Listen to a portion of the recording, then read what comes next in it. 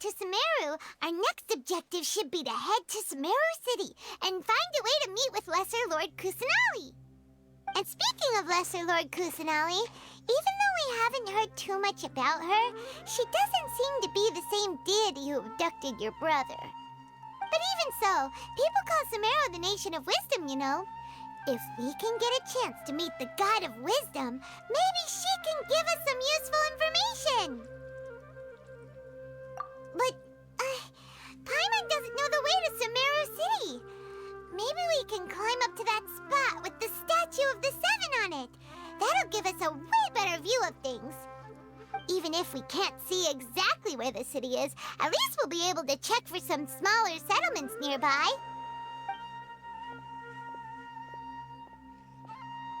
Wait a second. Look! There's someone up ahead! Perfect timing! Now we can just ask for directions rather than wander around like lost adventurers. Hey there! We're not from around here and seem to have gotten a little lost. We'd like to ask for some directions. Huh? Did they not hear Paimon? Hey! You over there! Could you give us some directions? Huh? What's going on here? There's no way she could have missed that. Wait! Could she be ignoring us? How dare she? Well, even so, she might be heading someplace where we could find other people to ask. Let's keep our distance and follow her. When we get the chance, we'll just ask someone else for directions.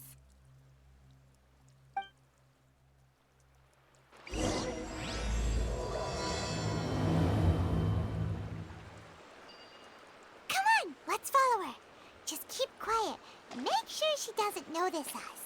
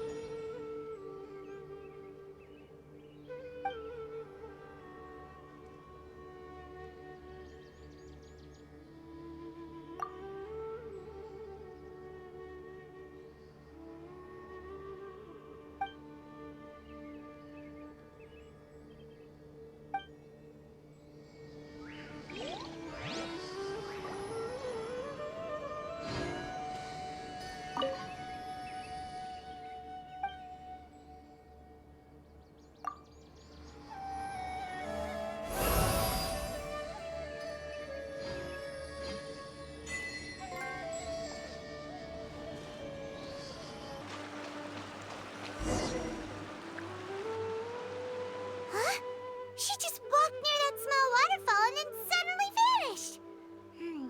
Let's go take a closer look.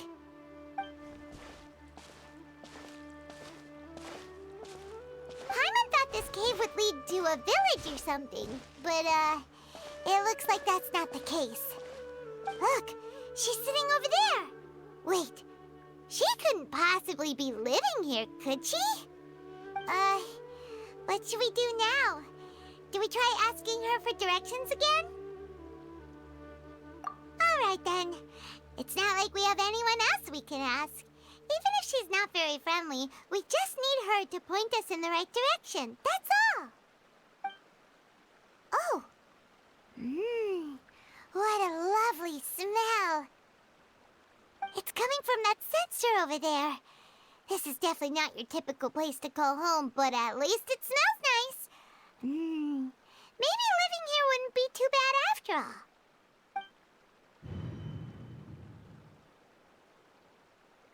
Huh? What's the matter? You don't look too good. What? Is the smell making you feel sick? Strange. Paimon doesn't feel anything.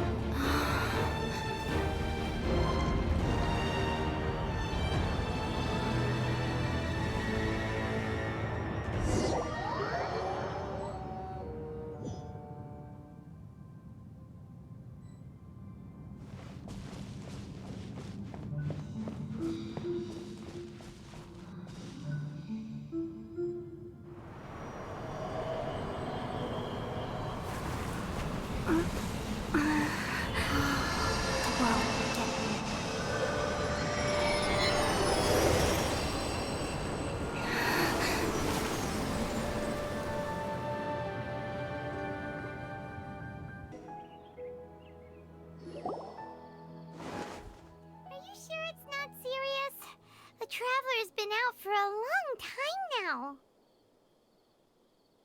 Yes, you can relax. Believe me, Master is extremely knowledgeable. If he says that she's going to be alright, then there's absolutely nothing to worry about. Oh, are you awake now? Oh, thank goodness! Traveler, you're finally awake! Well, we're at...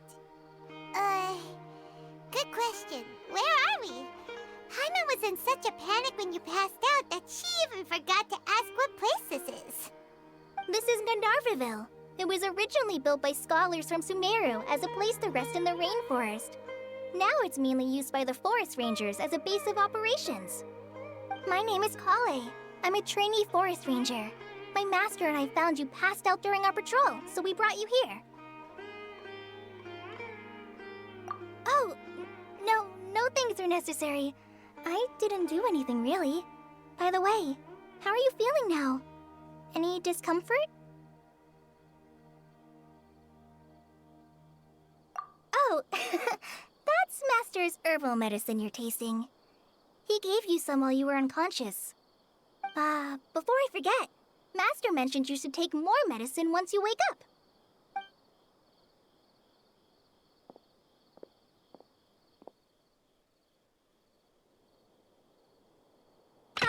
Whoops! Kale, what's the matter? Were you trying to retrieve the medicine? As I've already told you, you must be careful with these. All right, I'll get it for you once I'm finished here. Sorry, Master. Now, the guide to Avidya Forest's edible fungi is clearly posted on our bulletin board. But if Farbode forgets which mushrooms to avoid one more time, I'll have no choice but to leave the guide somewhere a little more visible. Like right smack on his forehead so others can remind him to be careful. Right? This is the second time he's come down with food poisoning this month. I'll be sure to give him a good talking to. Yes, please do. If, on the off chance, Farbode simply enjoys having little imaginary fairies dance before his eyes, then we'll just let him be. But the next time he requires any of our medicine, be sure to charge him accordingly.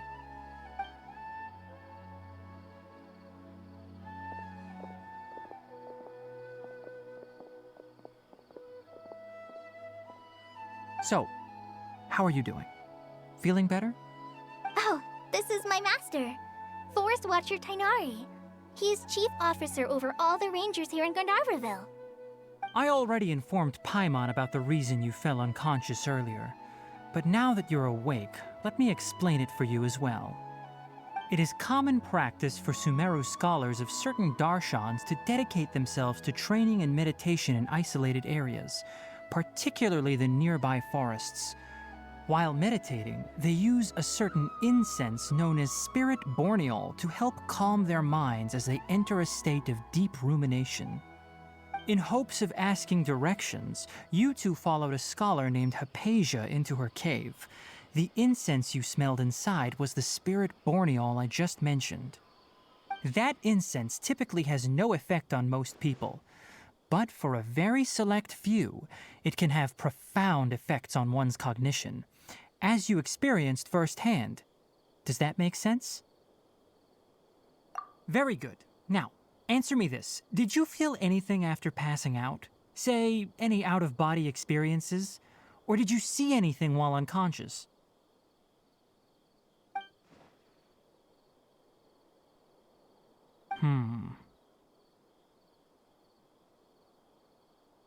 Kale, let the others know to stop bringing their patrol logs here for now. Huh? Why? Because these two will be staying here for the next few days.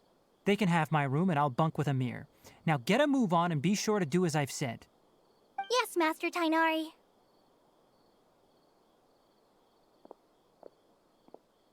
Wait, hold on a second. Can you tell us what's going on? Sure, let me fill you in. I originally planned to send you on your way once you finished your medicine. However, it appears now that you should stay a while longer in Gandharvaville for further observation while you recuperate. Further observation?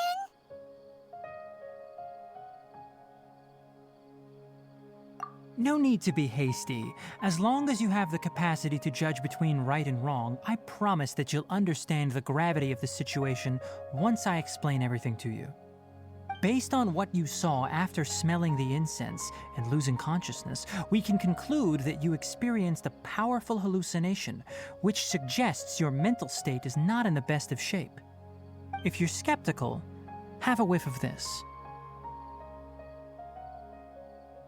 Ooh, are you okay? You're experiencing a similar sensation as when you passed out, aren't you? So even though your condition is stable as of now, if I were to haphazardly let you leave, it's highly likely that you'd suddenly pass out again somewhere else.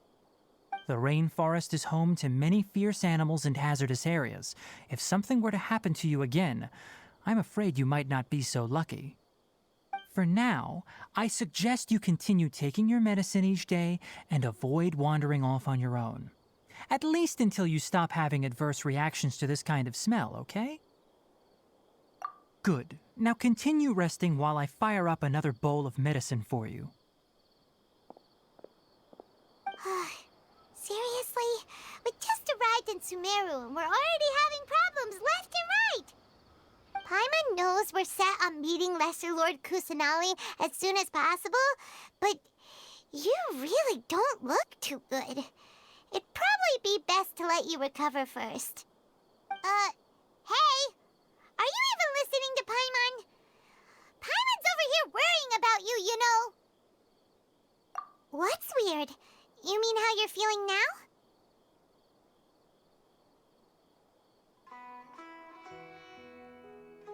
You mean the vision of tree roots and red skies you saw? But if those weren't hallucinations, what could they be?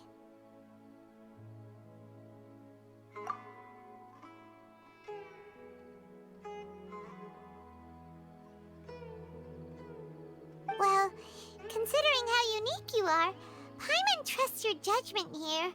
But why didn't you say anything about it to Tainari?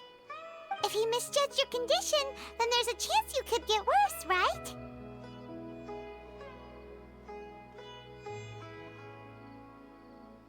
Huh?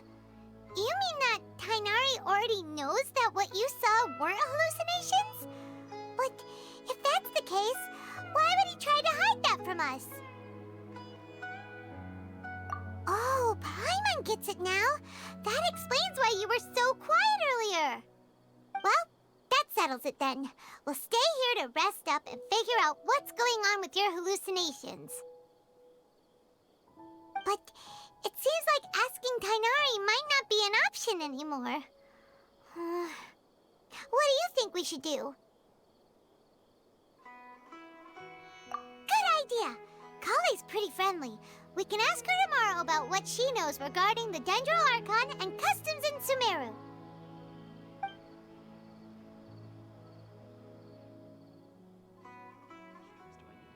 Rise and shine! Come on, it's time to go find Kale!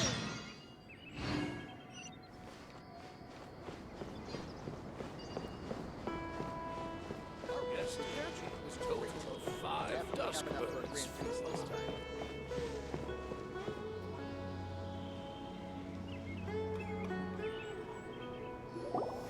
All right, next let's see your right hand. Yes, not bad. But please remember that you still need to be careful. Understand? Yes, I will. By the way, Master, I still haven't received the patrol route for today. Look, Kale, today's patrol will be a long one, so you won't be coming along this time. Besides, there's a chance we may encounter... well, you understand. But I have a vision too! Am I useless to everyone now? Don't talk like that, Kale. This is not something you need to be worrying about right now. Ah, there you are. Feeling any better?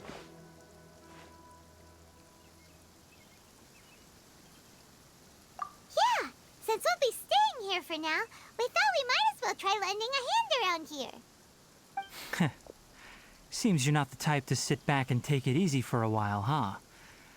In that case, perhaps Kale could take you two for a patrol south of Gandharvaville for the day.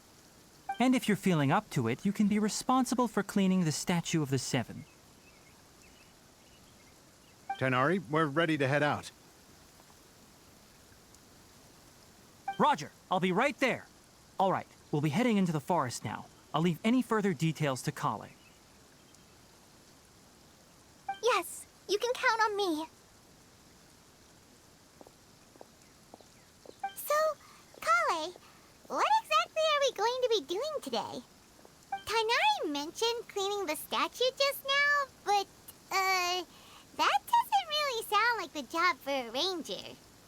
Well, a forest ranger's responsibilities can be pretty diverse.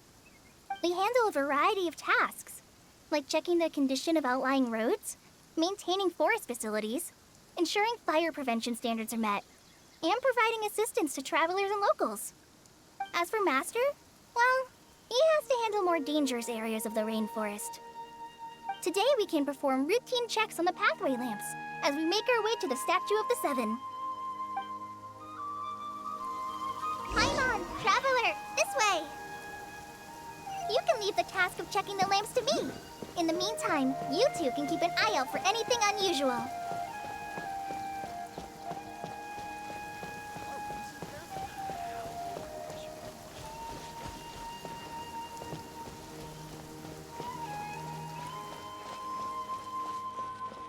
Nothing wrong with these two lamps. Let's move to the next ones.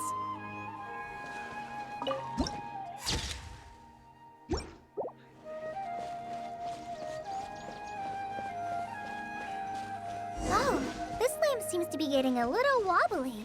Let me make a note of it. No problems with this lamp. Good.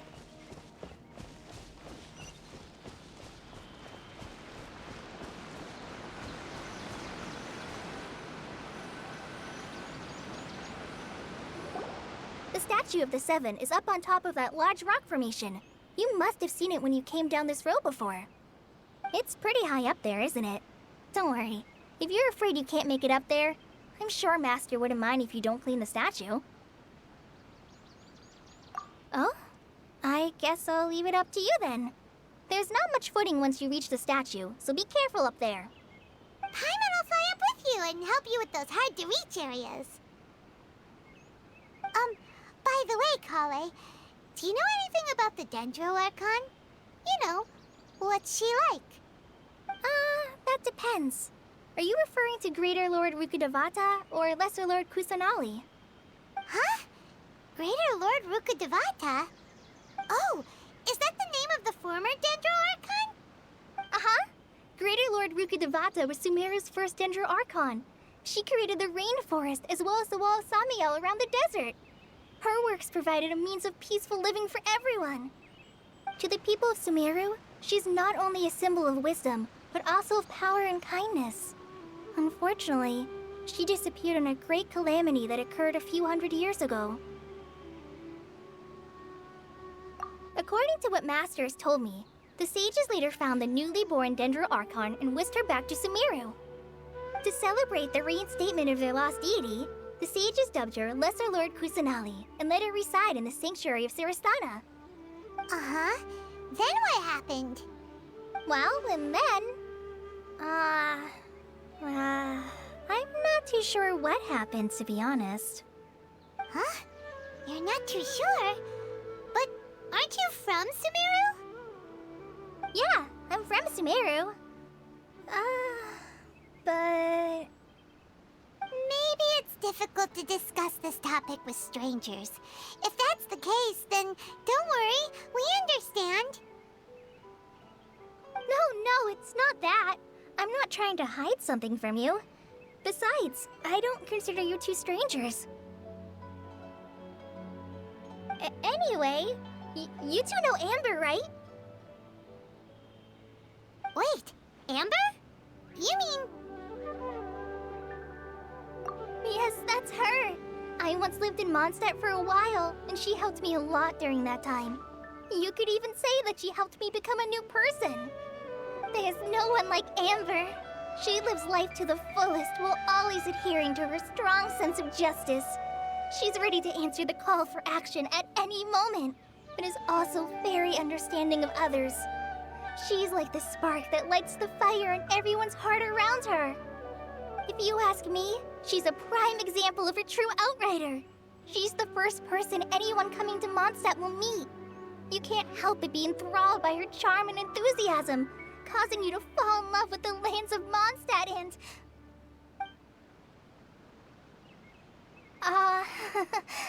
sorry.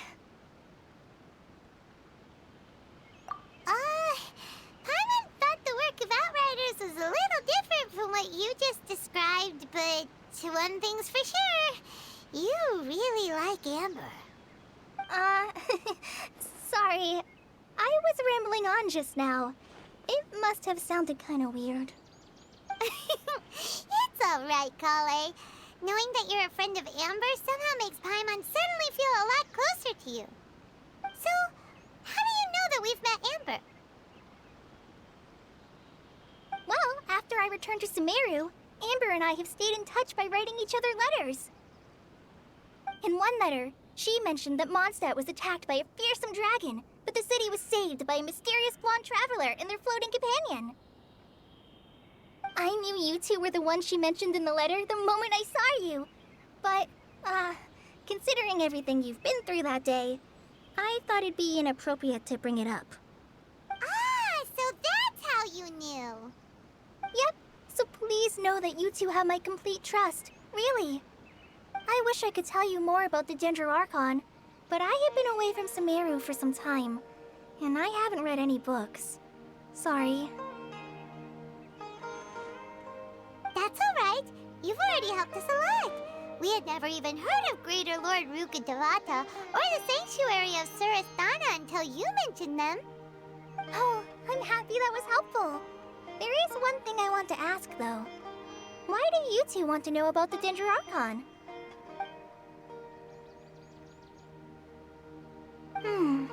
So that's why you're here. Thank you for telling me your story. Don't mention it. We are friends after all, right? Alright, we have a statue to clean. You both have my thanks. While you two are up there cleaning, I'll go ahead and inspect the forest canopy. Let's meet back here shortly.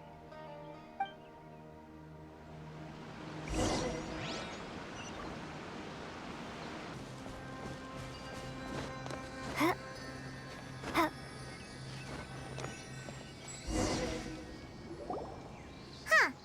Now that Paimon looks at it, the deity that's carved on the statue is kinda small. Do you think she's supposed to be Greater Lord Rukkhadevata or Lesser Lord Kusanali? The name does seem to fit the statue somehow. Well, anyway, we'll have to figure that out later. Let's get started on cleaning the statue. Paimon will fly up and take care of the top, and you clean everything below.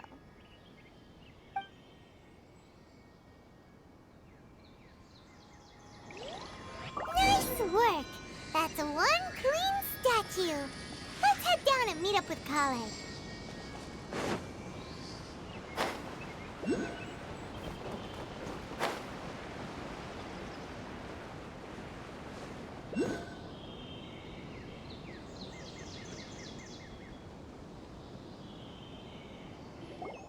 Kale, we're back!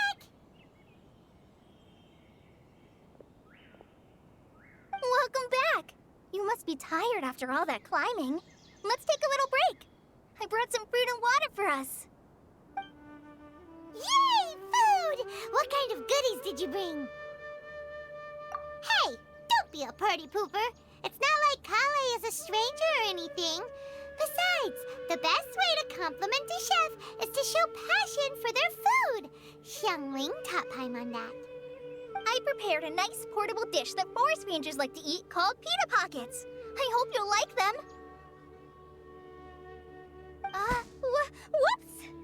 Ah, no! You dropped it on the ground! Not to worry. I wrapped a few layers of oiled paper around each pita. They should be fine. Oh, whew. Paimon nearly had a heart attack there.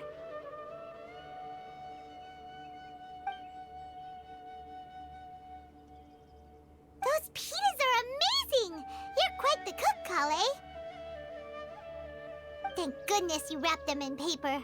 Paimon wouldn't have been able to sleep at night knowing something so tasty had been wasted. You really know how to compliment the chef, Paimon. Since you liked it so much, I'll be sure to give you a copy of the recipe sometime. I'll even include all my personal cooking pointers, so you'll be making your own pita pockets in no time. Yay! Thanks, Kale! It's hard to believe someone as diligent as you could have clumsy moments, too. Oh, I guess it happens from time to time. So, Kale, don't you think that Tainari's a little too strict with you? He won't let you touch anything without his permission. Paimon knocks stuff over all the time flying around the Traveler, but she's never said anything. Everyone has their clumsy moments. No, you've got the wrong idea about Master. Sure, he may seem a bit harsh at first, but with some time, you'll see that he's actually very kind-hearted. I've heard the veteran rangers say that Master is from some ancient and mysterious race that is known for their cunning wit and reclusive nature. Oh, by the way, you've heard of the Academia, right? Well, there's a group called,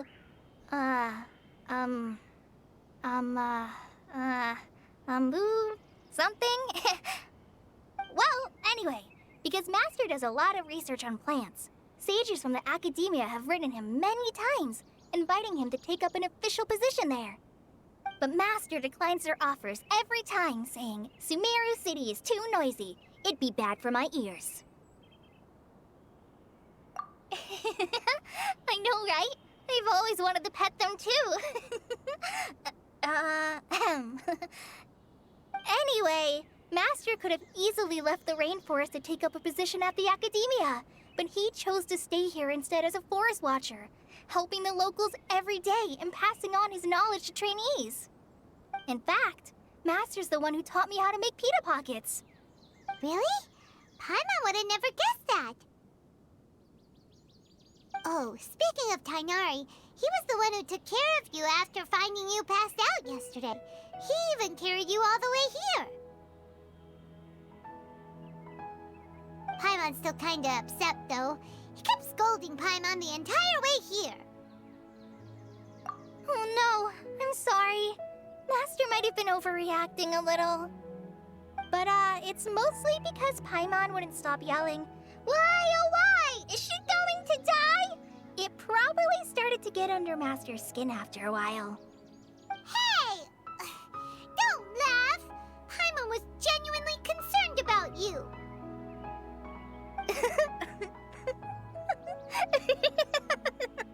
Hey! Now even Kale started to laugh. Ugh, that's it! Paimon won't forget this! It's time for some Paimonial wrath! No! Don't touch me!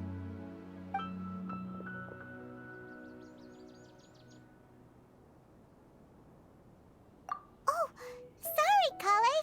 Paimon didn't mean to scare you. No, I just... I didn't mean that. Kale, are you okay? What's the matter? No, I'm... I'm fine. I'm sorry. I must have startled you both reacting like that. Oh, well, it's getting late now. Let's hurry back to Gandharville. I think Master and the others should be back by now, too.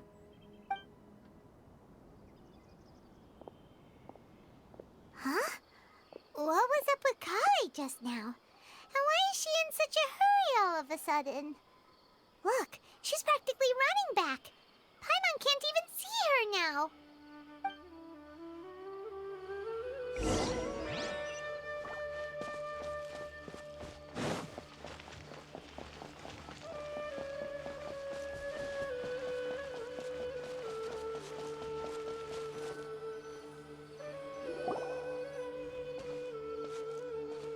Ah, Traveler.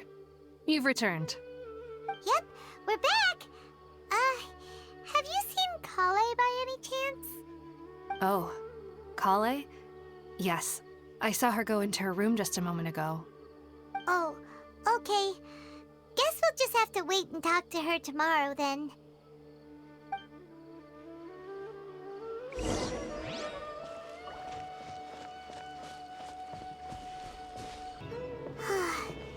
Paimon was thinking all night about what happened with Kale, and still can't figure out what the problem might be.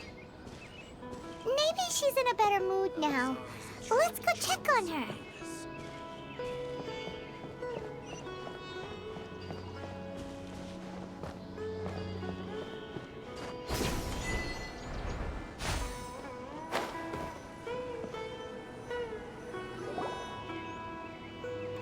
Ah, it's you two. I was just about to go look for you. Huh? Tainari? What are you doing here? Where's Kale? I came to check on Kale's condition. To put it simply, she's not well. You mean she's sick? How could she be... Oh, wait a minute. Could it be because of what Paimon did yesterday? No need to worry. Something as small as you could never harm her. This sickness is something that Kale has been dealing with for some time. Kale has been more excited than usual since you two arrived. A little too much so, to be honest. She hasn't remembered to take care of herself. I suppose it's understandable, though.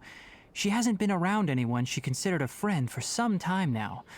It must have been refreshing for her to have you two here. So, Tainari, what's really wrong with Kale? Let's take this conversation elsewhere. Kale just fell asleep after taking her medicine. She needs some peace and quiet.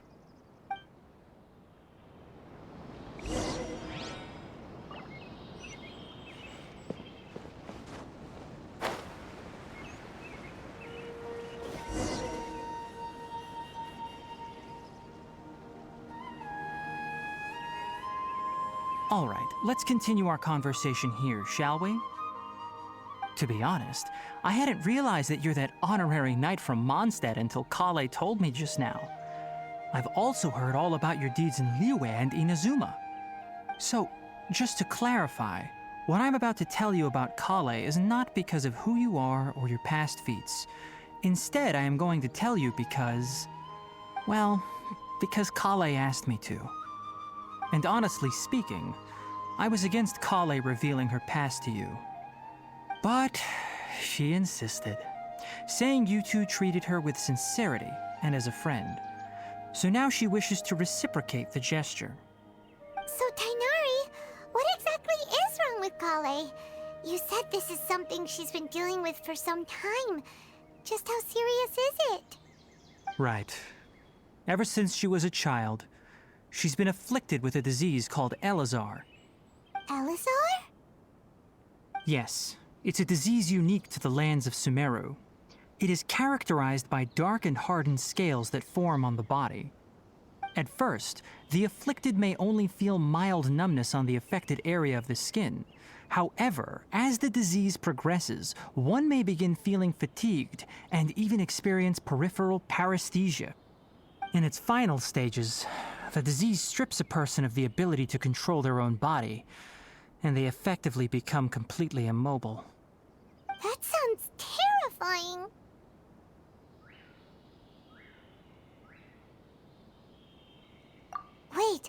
Hold on. So when Kale seemed to be acting a little clumsy earlier, it was because... Correct. That would be the effects of Elazar, which is precisely why I do not want her carrying or holding anything, lest she ends up hurting herself. With appropriate treatment, the disease can be effectively controlled before it progresses to a more serious stage. However, there is unfortunately still no true cure for Elazar. Nevertheless, Kale's mother still hoped that there was something out there. She handed Kale over to an organization known as the Fatui after one of their members lied and said they had a cure. What? The Fatui? Ah, it appears you are already familiar with them. That'll save me some explanation. Anyway, the person who eventually rescued Kale and brought her to me for care said that she had been given to a harbinger known as the Doctor. I have no idea how this doctor managed to do it, but her case of Elazar was completely stable for all the years that Kale was with them. However, Kale's days with the Fatui were anything but pleasant. Kale is a resilient individual and always tries to appear cheerful, but her experience with the Fatui has left deep scars. Even now, she can still feel deathly afraid of someone touching her. Oh, Paimon had no idea Kale's been through so much suffering. Oh, by the way, Paimon, Kale wanted me to tell you that she's sorry for scaring you yesterday. She also wanted both of you to know that she's sorry for hiding her illness. She doesn't need to apologize. None of this is her fault at all. Well said. I hope you'll get a chance to tell her that in person the next time you see her. Kale once thought that it would be impossible for her to have any real friendships. I trust that you two will never let my trainee experience such emotional pain again. Don't worry, Tainari. We'll take good care of her.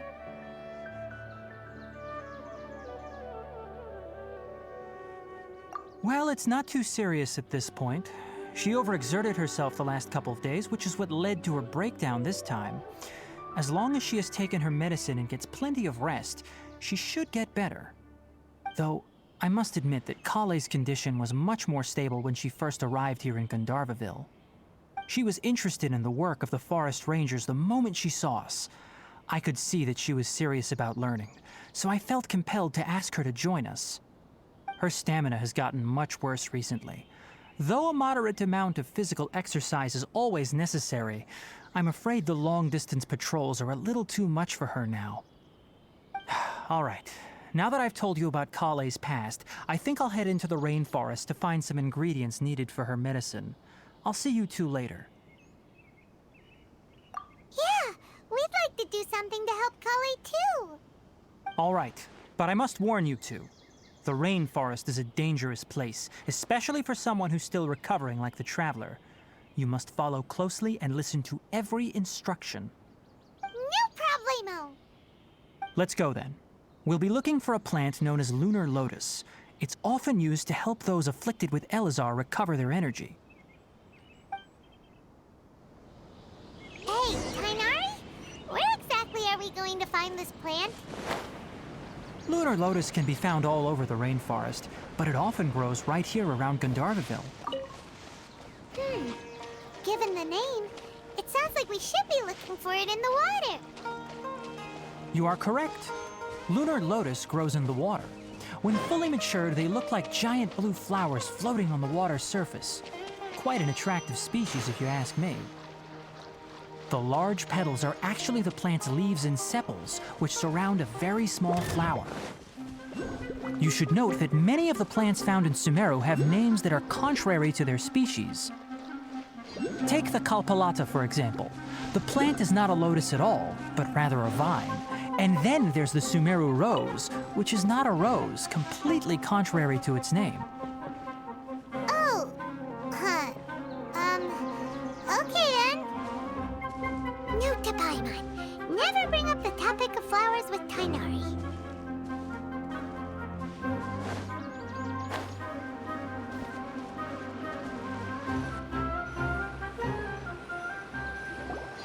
There should be lunar lotuses growing somewhere in this area. Let's split up and begin searching. If you could manage to gather 4 of them, that would be sufficient. We'll rendezvous here once you've gathered the needed amount.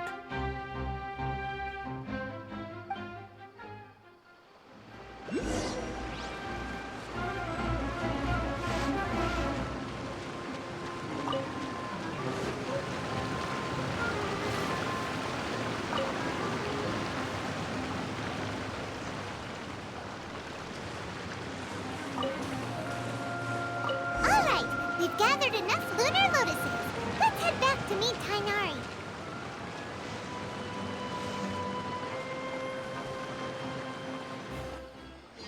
Hey, Tainari! We found the lotuses you requested. Let me take a look. Good, very good. These are all excellent quality. I'm quite glad you two came along. Your exploration experience helped save me a lot of time here. It seems we even have enough time to stock up on some other things I need. Hey, Tainari!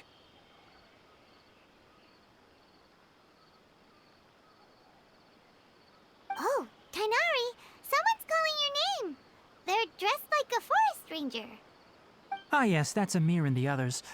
But didn't they just set off not too long ago? What are they doing back so early? Let's go find out what's going on.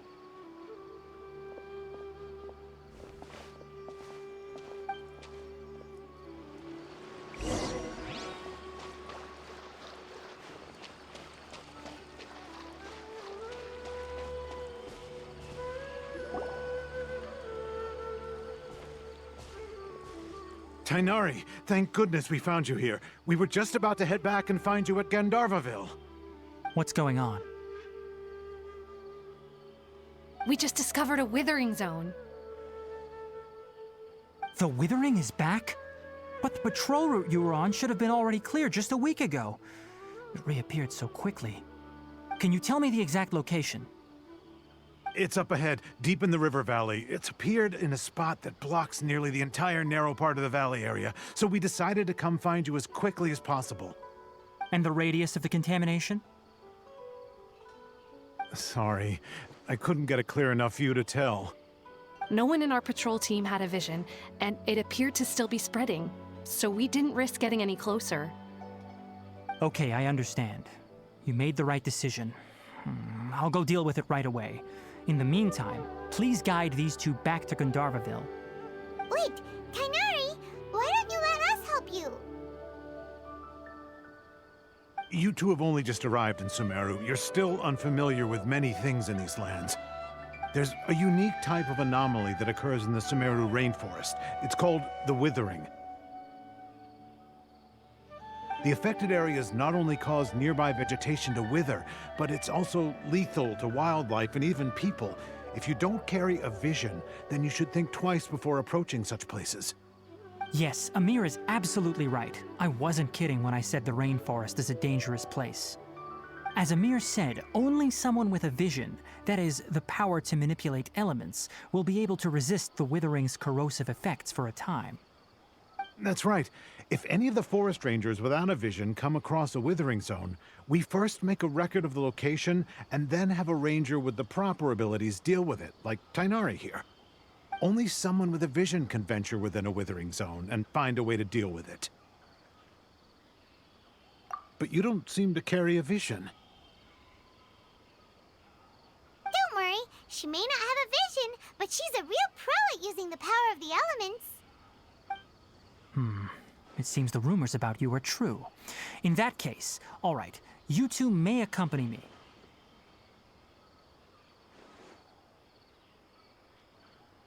We typically only teach visitors how to identify the Withering as they're about to leave Gandharvaville.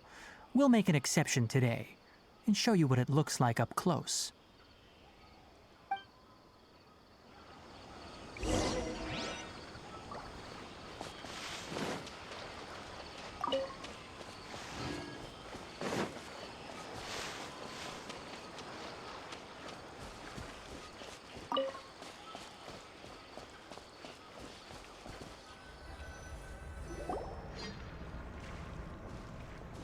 Stop. Don't move any further. Look there in the distance. Huh? Where? Oh, those plants have withered. That whole area is kinda gloomy. Even the air looks like it's filled with ash. Oh, Paimon doesn't like the look of this. That is the withering. All right, traveler. We're going to have to enter that withering zone. Once inside, we'll need to look for what we call tumors of the withering. If we eliminate those, then the area will be saved. Thank you, but I must warn you. Don't push yourself. This is your first time handling this sort of thing, after all.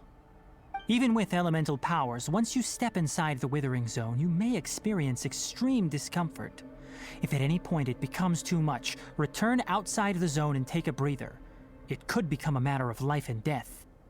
You ready then? Let's go.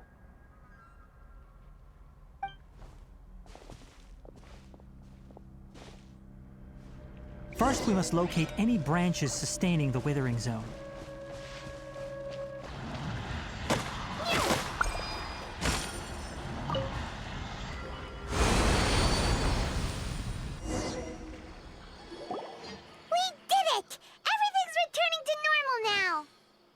Yes, thanks to you two. We were able to quickly restore this area back to normal. Tighnari? You make it sound like we did well, but why does Paimon have the feeling you're worried about something? It's that obvious, huh? Alright, it's like this. Recently, the rate at which the withering zone appears has been increasing. Even though we were able to quickly clear that withering zone, it won't be long before another one appears. If that simply meant more work for me, then that wouldn't be an issue. But it's far more severe than that. The withering is leaving lasting effects on the rainforest itself. For instance, even though we cleared out the withering zone, many of the plants that were affected will not recover. This presents a crisis for the ecosystem itself. Many plants in the rainforest are already in decline, directly impacting the wildlife that depends on those plants. And most disturbingly, as the appearances of withering zones have started to increase, Kale's case of Elazar has also become more serious. Huh? Well, why's that? I'm still not sure of the exact reason. However, I've received word from acquaintances at the academia that similar cases are being reported for patients with other conditions. No, none that we know of. The withering has been recorded in Sumeru for millennia. It's said that it originates from the depths of the world.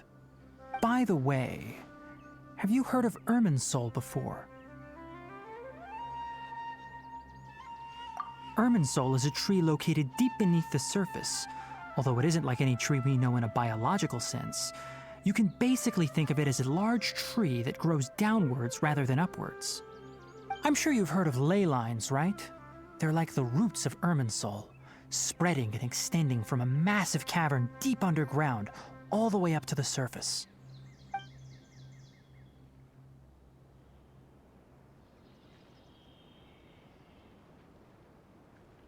Ley lines continually absorb the memories of this world, which are then funneled into Irminsul, allowing it to collect knowledge and wisdom from ancient times to present day. The Dendro Archon is known as the God of Wisdom because her consciousness is directly connected to it. It is also said that the Dendro Archon's power is a manifestation of Irminsul. And as for the Withering, its emergence is related to a disease that's affecting it. That's right. My ancestors learned of this from Greater Lord Rukkhadevata's familiars a long time ago. But even those mysterious creatures did not know of a cure for Irminsul.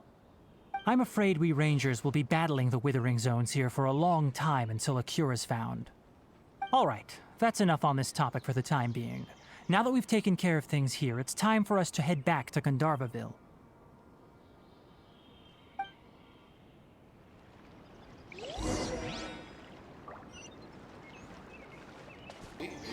Oh, Tighnari, you all made it back. How did it go? The withering zone you reported has been taken care of. No need to worry. Huh. Wait, is that? Oh no, Hypatia!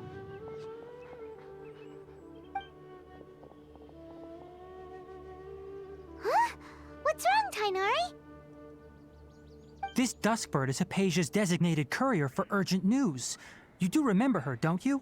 She's the scholar you and Paimon were following when you first arrived in Sumeru. Oh, her? How could we forget? So did something happen? Let me see what's written in the letter first. Oh. So what's it say? And what's with that weird expression on your face? Just let Paimon read it. Huh? All Paimon sees are 3 squiggly lines. Yes, allow me to explain. After we brought you from Hypatia's cave to Gandharvaville, Hypatia resumed her meditation. She must have just finished. It's been nearly 3 days since she's had anything to eat, and it appears she's forgotten to prepare some rations. This letter is her asking us for help. We need to go. What? You mean she's been sitting there for 3 days? Hey, wait, how did you know all that from just a few lines on the paper? Well, obviously because this has happened before. Last time she drew 5 lines, and by the time we found her... Well, I'd prefer not to remember that. Needless to say, Hypatia's been through worse, but we should still get to her as quickly as possible. I've got some emergency rations set aside for times like these. Paimon, Traveler, could you two bring these to her? Wait, you want us to bring her the rations? But will the Traveler be okay if her cave is still filled with that funny incense? Let's find out. Here, Traveler, take a smell and see. So, how do you feel? Huh? Really? You're not feeling even a little drowsy? But wait, how'd you know that she'd be okay this time, Tainari? Back when we were clearing the Withering Zone, I observed that she could adeptly manipulate the Dendro element. I knew then that she would be fine. And if I may ask, when I was telling you two about Irminsol's ley lines, was what I described similar at all to what you saw while you were unconscious? That's correct. Those weren't hallucinations at all. Though I don't intend to apologize for deceiving you. Because what you saw is of significant importance. Not just for the nation of Sumeru, but the entire world of Teyvat. My forefathers were shown much favor by Greater Lord Rukkhadevata. We took an oath to protect this nation together with her. Now that that duty has fallen to me, it was part of my responsibilities to ascertain whether you could be entrusted with the fate of Sumeru. Now, after seeing you in action with my own eyes, you have earned my confidence, and I no longer feel the need to hide any secrets from you. When you passed out, your consciousness had connected directly with Irminsol. What you witnessed were actually real memories contained within Irminsol itself. I could try to tell you more, but it would be better if you went to ask Hypatia instead. Her focus on meditation and use of Spirit Borneol are aimed at establishing a connection with Irminsol, just as you did. That sounds nice and all, but will she really help us? Seriously, she completely ignored us the last time we tried talking to her.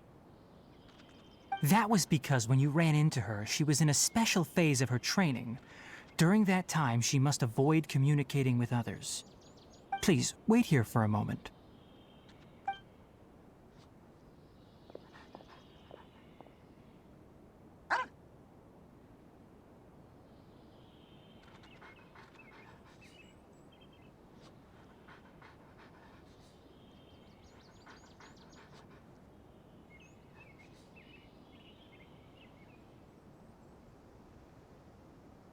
Here, take these. It's a meal I packed for Hypatia, as well as some other ingredients. I'm sure it'll come in handy. Also, here's a letter that I would like you to give to her. Just show it to her and she'll answer any questions you may have. No. I should be the one thanking you. You've both been a great help these last few days. Hypatia should still be in the cave. Let's go inside and see how she's doing.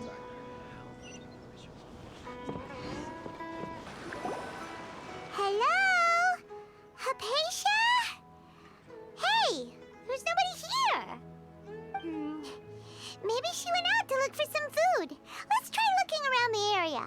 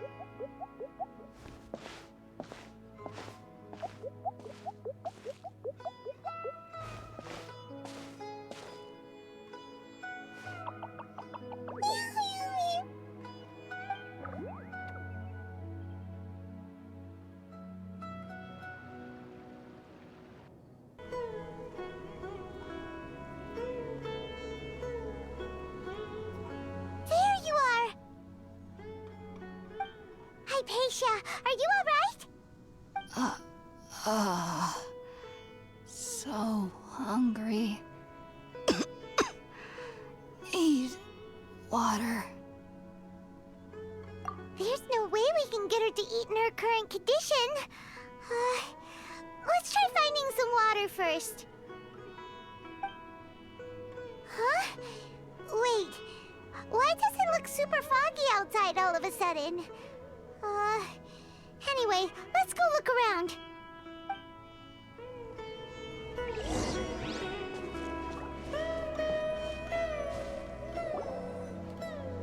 Huh? How'd things out here end up looking like this? What happened? And where are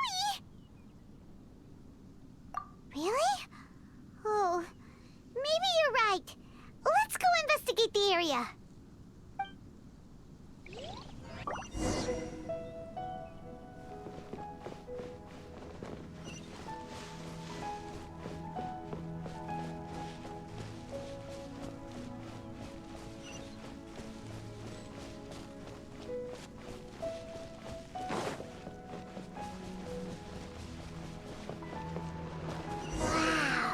This place is huge! Paimon knew there's something off about that cave. Let's think of a way to get over there and have a closer look. Who knows? Maybe we'll find a lead of some kind.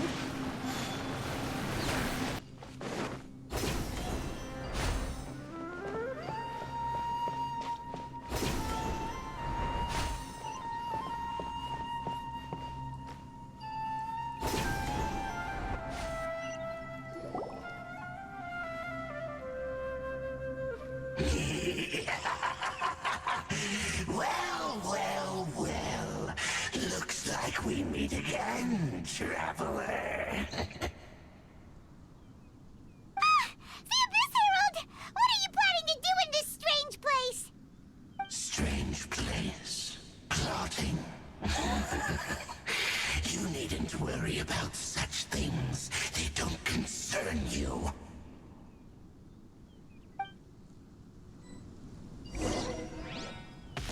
Bow before the abyss!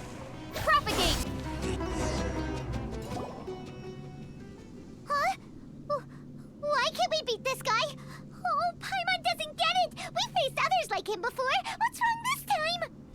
Traveler, though you may have managed to avert countless crises before, your good fortune was bound to end sooner or later. It's time you realize how weak and powerless you really are.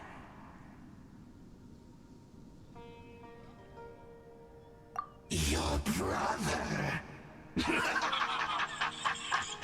Oh, pitiful traveler. Are you really so ignorant?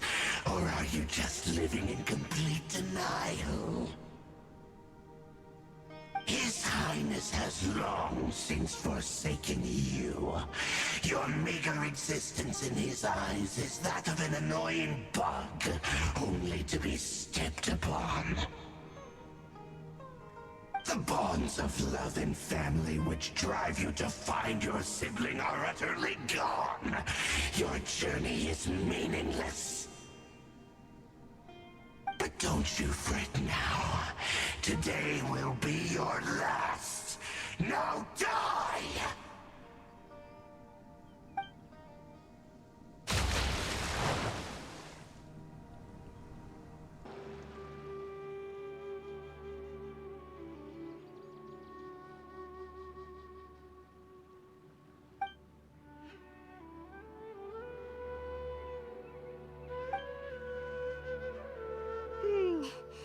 What do we do? We haven't seen Hypatia anywhere out here. Oh, there she is! Quick, let's see how she's doing. So sweet. Well, the good news is that she's still conscious. Hey, why'd you drop her food on the floor like that?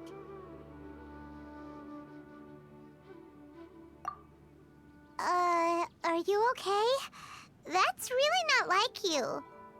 Anyways, we can talk about this later. We better make sure she's all right first.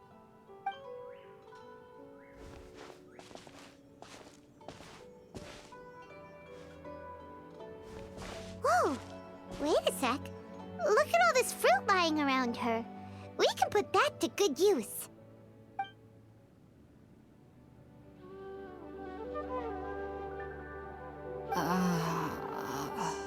Who is there?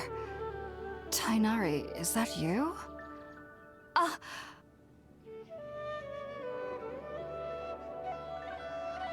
Huh? It's okay. You can relax, Hypatia. Tainari sent us here to bring you some food and water. Here, we have a letter that he asked us to give you.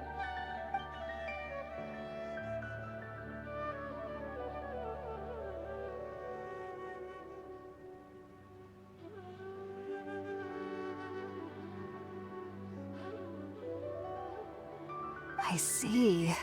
So, you're friends of Tainari. I apologize for all the trouble I've caused you.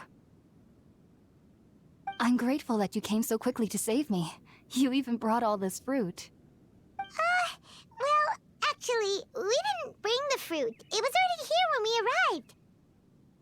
We were kind of wondering about that, actually. When we found you here, there was all this fruit lying around and even some juice dripping from your lips. How did you end up like this anyway? Oh, really? I seem to understand now. All the fruit was likely from my, neighbor. Must have come by and saw me like this. Your neighbor? You mean there's someone else living nearby? Oh? So you're able to see them too?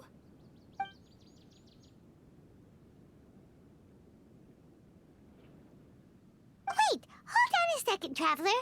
You say that before we arrived, you saw some mysterious creature and suddenly had a strange dream? Isn't that a little too crazy to believe? No, I actually do believe what the Traveler is saying. I myself had a similar experience once before and ended up scaring my timid little neighbor here. You needn't worry. They mean you no harm. They only dragged you into the dream because they hoped to buy themselves a little time in order to scurry away. So, Hypatia, just what kind of creature is your neighbor exactly? I'm not sure what it's called, to be honest. But I do know that they have some sort of deeper connection with the Dendro Archon. I know this because the first time I saw them was also the exact day my consciousness was able to form a connection with Irminsul. Even after I opened my eyes and stopped meditating, my heart was still pounding, and my mind was racing with all the knowledge that I had touched. And at that very moment, I suddenly noticed a small figure at the opening of the cave. In my curiosity, I began to walk over to the creature. They must have already been used to me living in the cave, because they didn't seem to mind me approaching them. They just kept doing whatever they were up to. It wasn't until I crouched down next to them that they suddenly realized that I could see them. Oh! And then? And then I had a dream. By the time I came to, they were nowhere to be seen. I was convinced they'd never show up again. But sure enough, I saw them nearby a few days later. And they weren't alone. I feel like they aren't as afraid of me as the first time I approached them. But I never would have expected them to save me.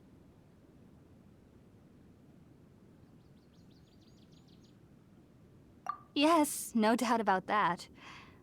By the way, Tainari mentioned in his letter that you had questions for me regarding Irminsul.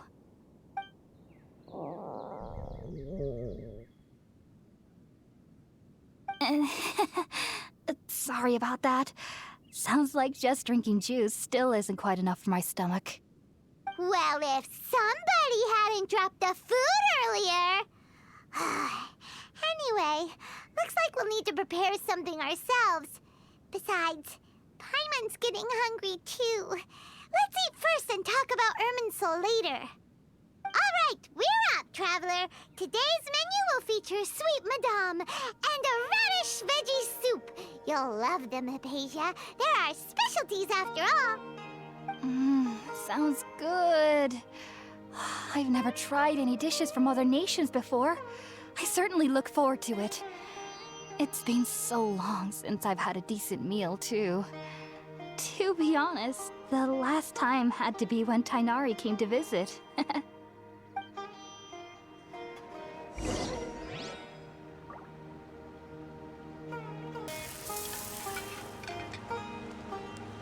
All done! Let's use the empty box that Tainari gave us since we already washed it. Oh, it smells amazing! And the box is a nice touch, too! Let's go serve this up and start eating with Hypatia!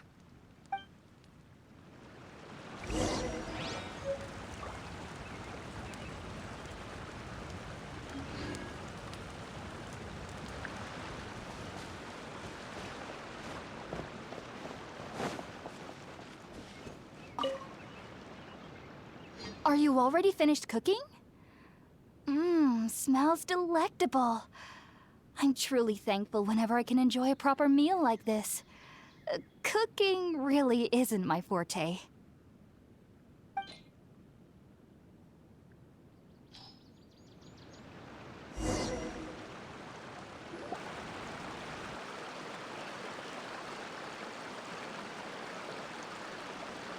Even though everything you mentioned was in Tainari's letter, it's still hard to believe you were able to connect with Irminsul immediately after smelling Spiritborn eel for the first time.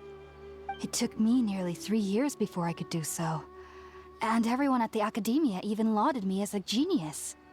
You should know that some researchers spent their entire lives without ever successfully connecting with Irminsul as you have. So why does this incense allow people to connect to Irminsul? The ingredients used to make Spiritborn eel primarily consist of plants created by Greater Lord Rukkhadevata. These special ingredients are conducive to heightening our senses to the Dendro Archon's power.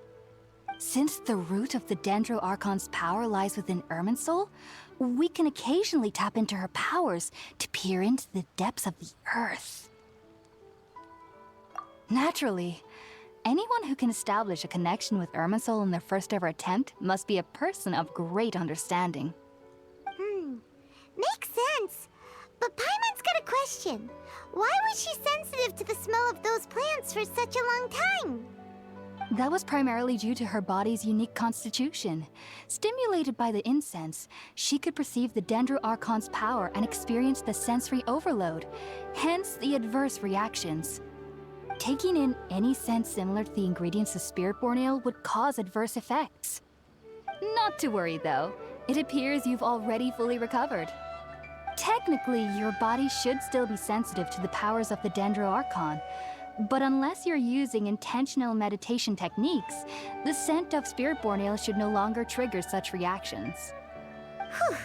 Well, that's a relief. I must admit, I am quite envious of your abilities. Even if it meant suffering from pounding headaches for the rest of my life, I'd consider it worthwhile so long as I could connect with Irminsul at will. Whoa, you're really serious about this whole thing, aren't you? I am a researcher after all. As a member of the Ritaoist Darshan at the Academia, my main area of research is the stars and their connection to the fate of living beings. But there is still so much we don't know, especially regarding the mysteries that lie in the starry skies. Which is why I must turn to the all-knowing Irminsul for answers. If only my perception wasn't so limited. Unfortunately, I cannot guarantee that my every attempt to attune with Irminsul will be successful, or that doing so will leave my consciousness intact. I am currently in the stage of training known as Satyavada life. Many researchers in Sumeru have lost their minds while seeking to attune with Irminsul during this stage. Sages have said that Irminsul contains divine knowledge, and touching such knowledge without the proper preparations and abilities will only lead to one's mind caving in on itself. That's why we meditate alone. We need to ensure that our minds will be calm while minimizing the possibility of involving anyone else. Whoa, so knowledge from Irminsul can be super dangerous. Aren't you afraid of the risks, Hypatia? Of course I do. Especially during nights that are pitch black with no moonlight, and dead silent without even the sound of insects. However, I've been feeling better as of late. I don't get as scared anymore knowing that I have a little neighbor living nearby. I believe that being able to see them is a sort of blessing from the Dendro Archon. But what's strangest of all is that they're clearly an envoy of the God of Wisdom herself. And they have the curious power to make people dream. What's so strange about that? It doesn't sound so out of place for a divine being, does it? Well, it's strange because nearly nobody in Sumeru can ever dream. Oh, is that true? Yes, well, to an extent. Only children can dream in Sumeru. Adults, however, never do. The sages say that wisdom implies rationality, but that which occurs in dreams is often neither rational nor logical.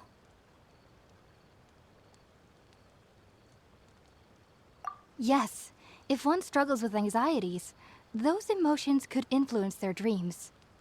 The fact that the people of Sumeru do not have dreams is seen as a blessing by the sages.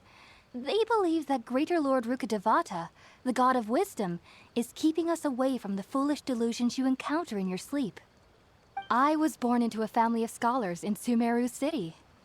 Ever since I was a child, my parents would always tell me that I'll know I've grown up once I stop dreaming.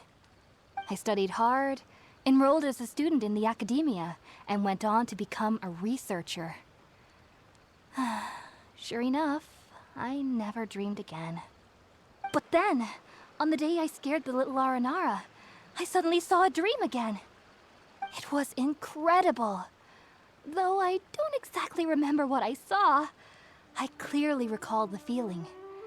I suddenly felt like I was a child again.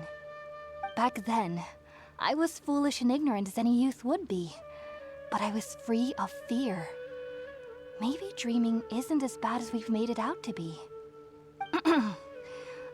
Just be sure not to speak of this if you travel to Sumeru City. They'll look at you as if you've lost your mind. So, do you have any thoughts about the things she saw when she connected with Irminsul? Sorry. I'm afraid I don't have any answers as of now. All I can say is that what you saw is a memory contained within Irminsul itself. World forget me. What could that possibly mean? If only I could ascend past Satyavada life and begin Paripurna life. I might have some more answers for you. If you two are ever in the area again, please be sure to come and see me. There's no need to be thanking me. You two are my saviors. Besides, I'm already looking forward to tasting some more of your cooking.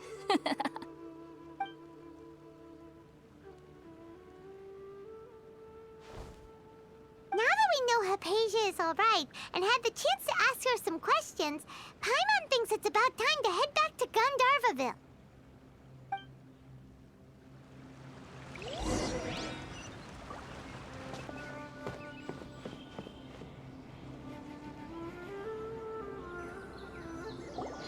Think about it, Tainari. Refusing to join is tantamount to burying your head in the sand. I understand that you're a forest watcher and that it's your duty to combat the effects of withering zones. But isn't it evident that such work is not a lasting solution to the problem? As Sage Kage clearly stated, your presence and guidance in Sumeru City is pivotal in finding a cure for Irminsul. How could you possibly refuse?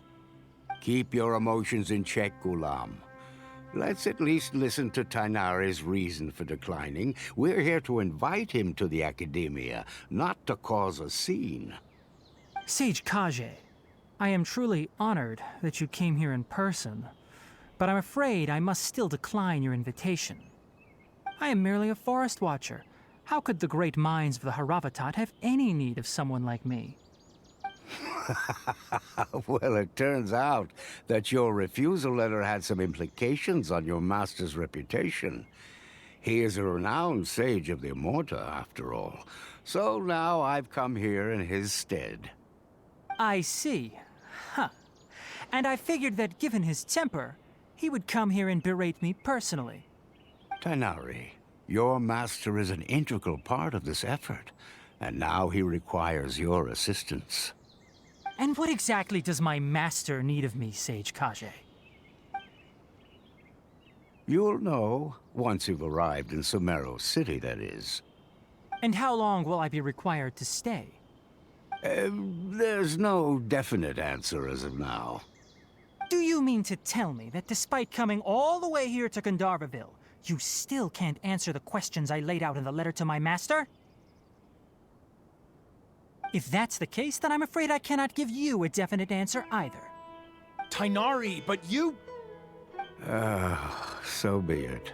Come, Gulam, we're leaving.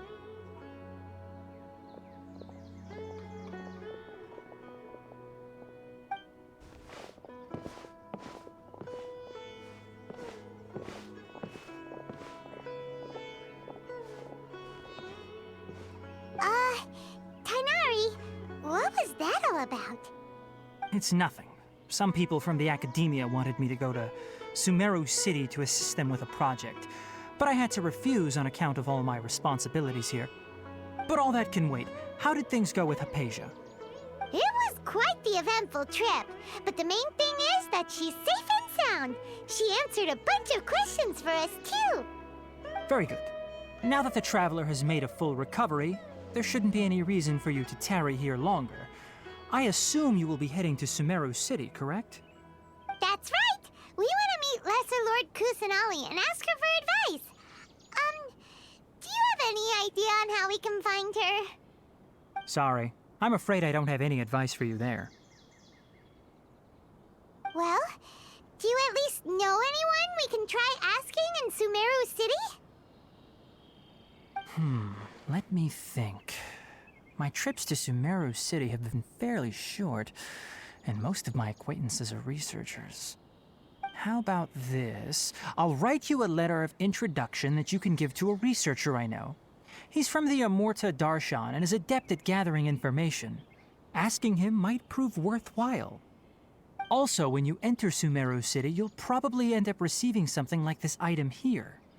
I'm not sure if it will ever come in handy for you, but maybe you can give it a try. Oh? What is it? It's called an Akasha Terminal. It's a tool produced by the Academia that utilizes the legacy of Greater Lord Rukkhadevata. Some say that this very item is the basis of Sumeru's reputation as the City of Wisdom. Needless to say, this device and its usage fall under the Academia's expertise, so I'll leave it to them to show you how to use it. Great! Next up, Sumeru City! But wait, before that... That's right! Tighnari, we have something important to say to Kale before we leave. Is she doing better now? Yes, she's doing much better. After being confined to her bed all this time, I thought a little walk would do her some good. Last I saw her, she was taking the path towards the North Crossing. She knew you two would be leaving soon, so she must have wanted to see you off. Thanks, Tighnari. All right, let's go! Farewell, and good luck to you both.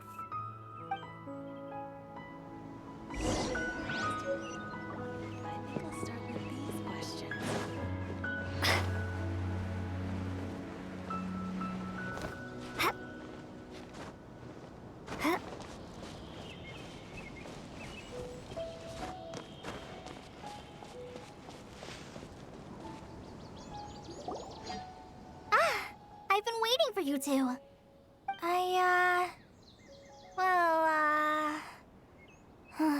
Never mind. I guess I should just wish you two a safe and successful journey. Thanks for waiting here just to see us off, Kale.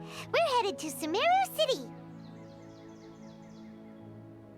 Don't worry about me. I can take care of myself. My condition won't be getting in the way of my duties. I want to be a forest ranger after all. It's up to me and the others to protect the rainforest here. And, I'm sorry. I should have told you both about my condition when we first met. I just wanted you two to treat me as a normal friend, not some girl that needs your sympathy. But I guess now I understand that the most important thing is for friends to be genuine with one another. There's no need to apologize, Kale. We should be thanking you for trusting us enough to be your friends and sharing your past with us. We're probably still gonna worry about your condition, but that's because we're friends and we care about you. Thank you. That means a lot.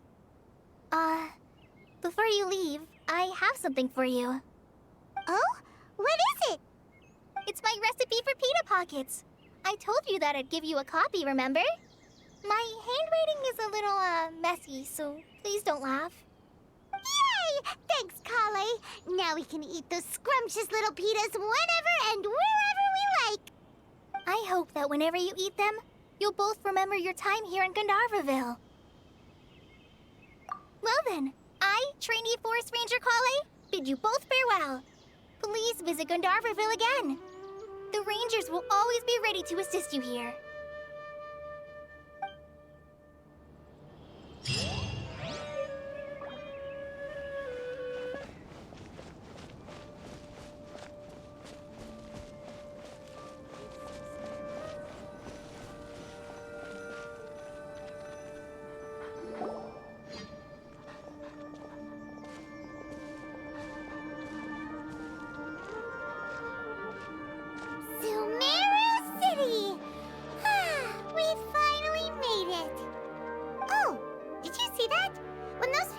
The city, something on their heads lit up.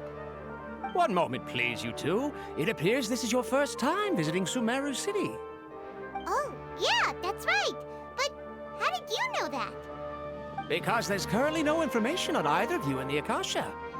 But no need to worry, that won't prevent you from entering the city. In fact, the Academia conveniently provides each traveler to Sumeru City with a device. Perhaps you two have heard of the Akasha before. It's our beloved Greater Lord Rukkhadevata's lasting legacy, a treasure trove of collected knowledge. After centuries of tireless research on the Akasha, the Academia created one of its most ingenious inventions, the Akasha Terminal. As long as you are within Sumeru's borders, you may use an Akasha Terminal to connect directly to the Akasha and access any knowledge you need. I should mention that due to technical limitations, the operation of Akasha terminals will be much smoother and more effective in large cities such as Sumeru City and Port Ormos. Oh, so this is the thing that Tainari was telling us about. It sounds pretty amazing. You two are quite fortunate. Until recently, it was standard practice to only issue Akasha terminals to outlanders who spent an extended amount of time in Sumeru. However, this policy was recently changed, and now all travelers are issued one upon arrival. Here are your Akasha terminals. Please handle them with care. It kind of looks like a leaf. To activate it, simply hold it in your hand and say the following phrase to yourself. May the mighty God bless us with their voice of wisdom. Oh! Since this little doodad lets you access knowledge, maybe we can use it to find a way to meet Lesser Lord Kusanali. Let's give it a try. Ahem. May the mighty God bless us with their voice of wisdom.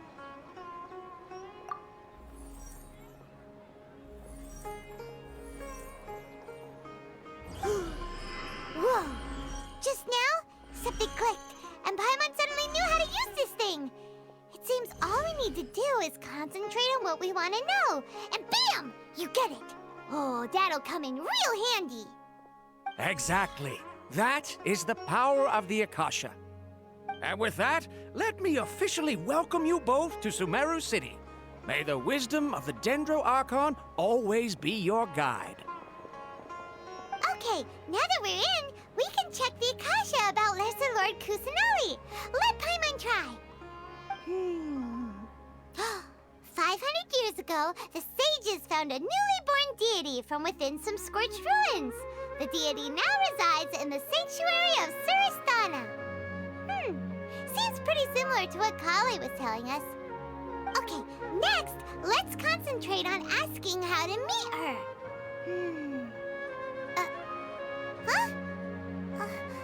Paimon doesn't sense anything. The Akasha didn't respond to Paimon's question. Oh, come on! Ugh. Focusing on this question feels like when you have something you're trying to remember and it's on the tip of your tongue, but you just can't think of it. Ugh, Paimon's brain is exhausted.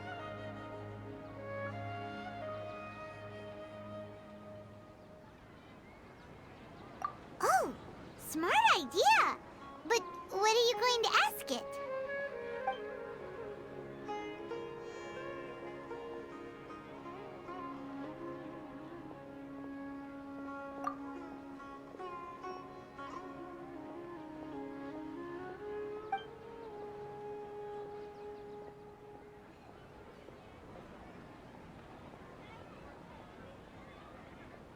Uh-oh. Paimon's getting all teary-eyed all of a sudden. It feels like the people of Sumeru really missed their Archon.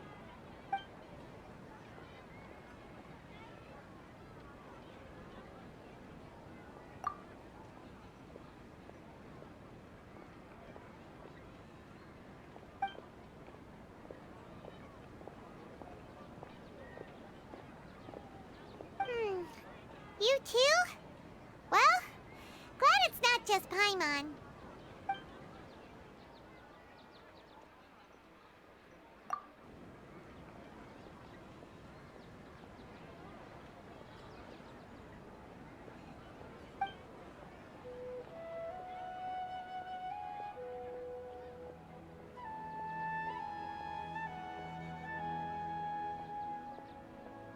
Huh.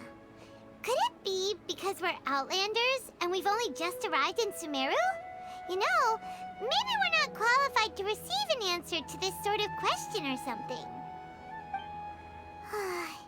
Well, seems no matter which way we try, we can't find anything that'll lead us to Lesser Lord Kusanali.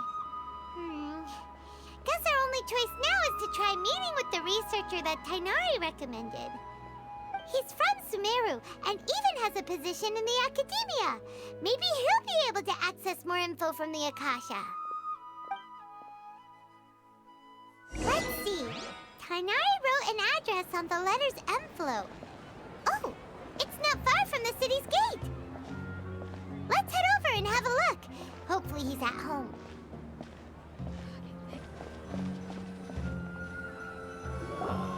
Been handed all Hello, the are you Rohawi? Yes, that's me. Can I help you? Great! You see, Tainari sent us here and... What? Tainari? Please, there's no need to say anything, really. Sure, I admit that the article I published last month wasn't my best work, and maybe the data didn't produce the most convincing results, but... Here! This is a letter from Tainari! Oh, let me see. Oh! Ooh, what a relief.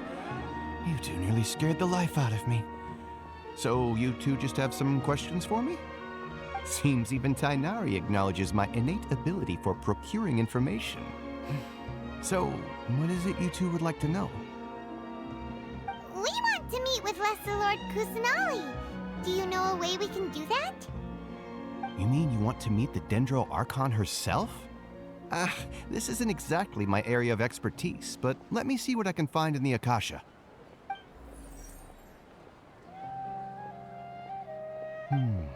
Sorry, the Akasha didn't respond to my query.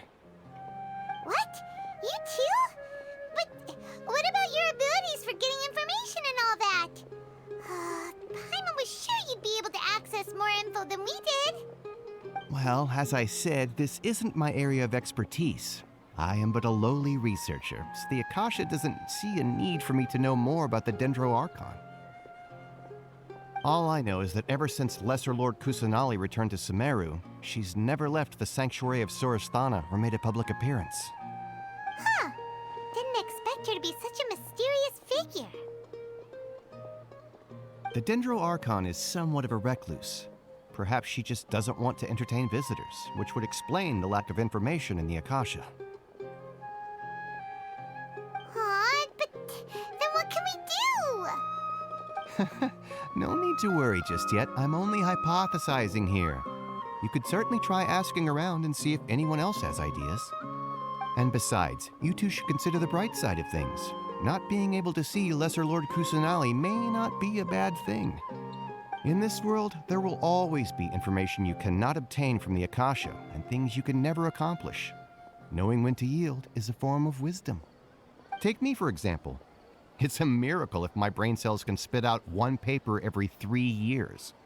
But Tainari? That guy can publish 3 papers in just a single year. Okay. Thanks for your advice. Don't mention it. If you two ever want information about things like who's been promoted within the academia or relations between the 6 great sages, come find me.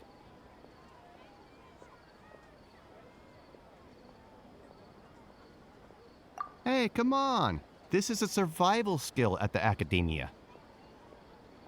Oh, Paimon's expectations were pretty low, but this is so low it's like digging holes in the dirt. So what do we do now? Even if we want to talk to someone, we don't know anybody here. Huh? Like who? Oh, you're right! Catherine! The Adventurers Guild has its own intel network. Let's hurry and find her.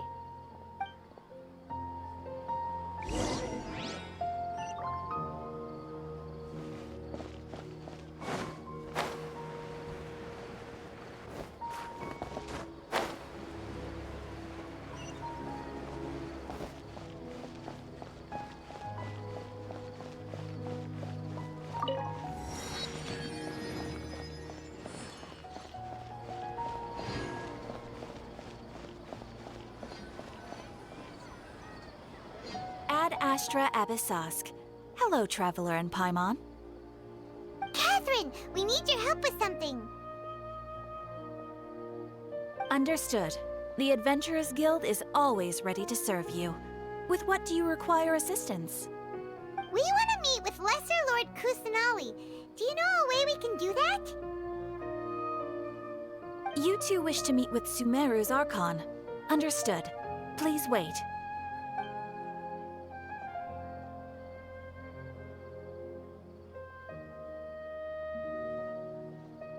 I apologize, but I am unable to call up any relevant information in the Akasha.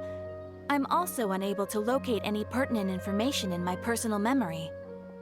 Aww, another dead end. Well, if Catherine can't help us, then we really don't know anyone else to ask now. Please do not worry. I may know of someone who can help you two. In Sumeru, the Adventurers Guild does not serve as the vanguard of information. Rather, there are numerous active mercenary groups collectively known as the Eremites. They take on various contracts and work all across Sumeru, so they naturally accrue intelligence. An Eremite brigade called the Corps of 30 is in charge of Sumeru City's defenses. Not only are they the oldest brigade, but they are responsible for managing and coordinating the affairs of all other mercenary brigades. Corps of 30? What a weird name. Supposedly, they are named as such because their ranks numbered 30 at their inception. Asfand, an advisor with the Corps of 30, maintains good relations with the Adventurers Guild. Though he's already retired, he and his words carry great weight within mercenary circles. If you'd like to get in contact with him, you can find him at the Corps of 30's headquarters, the Citadel of Rexar. You're welcome. I wish you two the best of luck. We look forward to your exploits in Sumeru. All right, off to the Citadel of Rexar we go!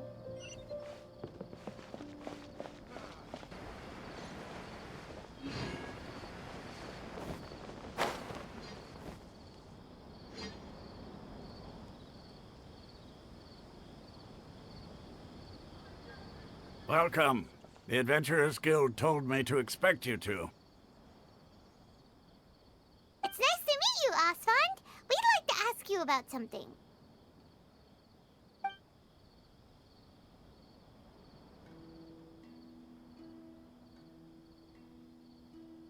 I see. So, Catherine's the one who sent you this way. Ha! It's true that the Eremites' network is vast, but even I can't help you meet the Dendro Archon. Wait, seriously? That's it? Afraid so. The Eremites aren't terribly religious, so we don't know much about divinities. As far as the Akasha goes, we can access even less than you. We originally came from the desert. The gods there died off long ago. Since those days, we've used our own 2 hands to carve out a living. We don't beg gods for their aid. It isn't just us, though. If you ask me, I think most in Sumeru aren't interested in Lesser Lord Kusanali. Oh? Why's that? Just take the Academia, for example. They're the ones who truly rule Sumeru. Although they believe in gods, most of them only care for the late Greater Lord Rugadavada. In their eyes, she was the one who founded Sumeru and gifted us with the Akasha.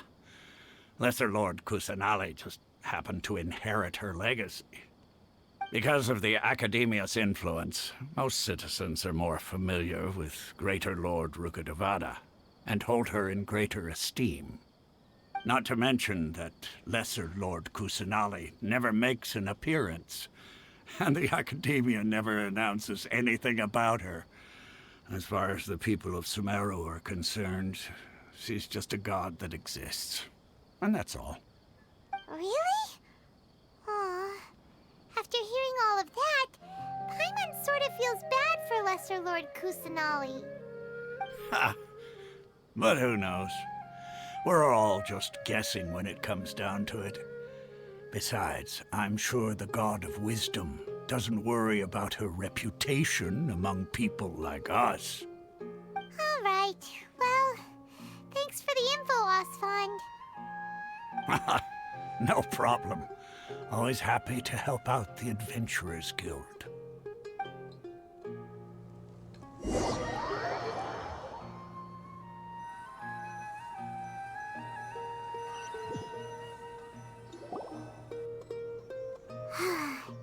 Seems Osfond was right about most people's attitudes here.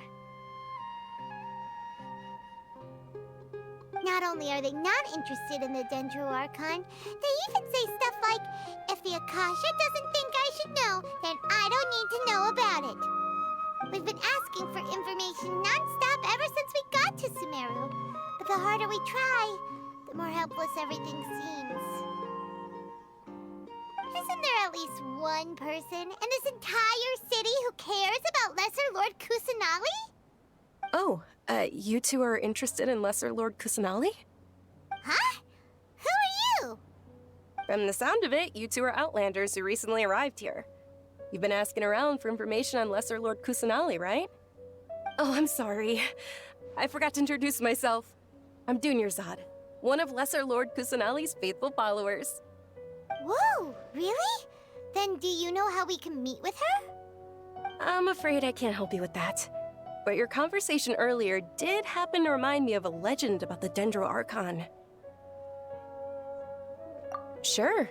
It goes like this. Long, long ago, there was a man who heard a prophecy. It predicted that a great calamity was about to befall him. Panicked by what he heard, the man sought out the Dendro Archon in hopes that she would bless him with the wisdom to help him escape his predicament. The man journeyed across deserts and through rainforests and experienced tribulations of every kind. However, he still couldn't find any trace of the Dendro Archon. In despair, he thought, alas, the Archon has abandoned me. He then had no choice but to sorrowfully resign to his fate. Okay, and then what happened? And then, the calamity came. But to his own surprise, the man felt somehow emboldened by the trials of his journey. By relying on his own strength, he managed to overcome the adversity. At that moment, a bird perched upon his shoulder. This bird was, in fact, an avatar of the Dendro Archon. She said, "O Archon Seeker, Do you now understand? She and her wisdom have long been found by you. Along your journey, we were in every flower and blade of grass, every ray of sparkling sun, and every breath of dancing wind. So long as you continue to think and ponder, we'll be wherever you go. Yeah, thanks for the story! Paimon feels all warm and fuzzy inside after that. In a way. It seems like this story is also one of the Dendro Archon's avatars. Dunyarzad, since you worship Lesser Lord Kusanali, can you tell us anything else about her? Of course. So did you two know that, I'm terribly sorry, but it seems something's come up now. Let's chat another day.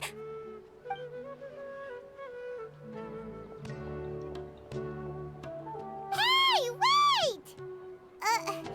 What the heck just happened? It looks like they're searching for someone. Dunyarzad was acting super nervous just now. You think they're looking for her? This stinks! We finally managed to find a lead about Lesser Lord Kusanali! We can't let them get in the way now! Let's see if we can get rid of them. Then we can catch up with Dunyarzad! Hey, have you two seen a brown-haired girl wearing a purple top and a long blue dress? We're looking for her. Did she have bandages wrapped around her wrists? Yes, that's her. Did you see which direction she went? Yeah, she went that way. Quick, after her!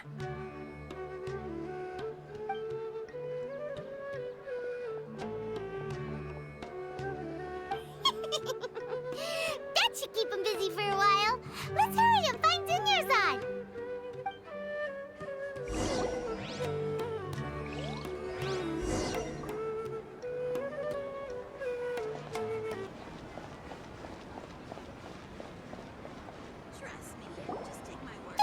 Dunyarzad, we thought you might have been long gone by now. Oh, it's you two. Oh, you startled me there. You can relax now. We threw those people looking for you off the trail. Really? Thank you so much. Unfortunately, I believe there's still more of them out there looking for me. Uh-oh, looks like there's some coming this way. Huh? More of them? Then what are we standing here for? Run! No, wait, my body isn't in the best shape. It's difficult for me to run. Okay, sounds good. There's a tavern on the other side of the port we can go to. They probably wouldn't expect me to hide in a place like that. All right, let's move out. Stay behind us. We'll keep an eye out for anyone looking for you. Trust me, just take my word for it. It's called being a freelancer. Old folks just don't get it. Don't you think like that,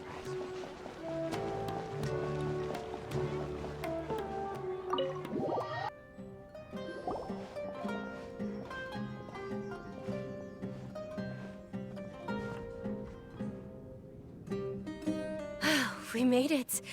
Oh, they shouldn't be able to find us now. Wait, stand down, Dia.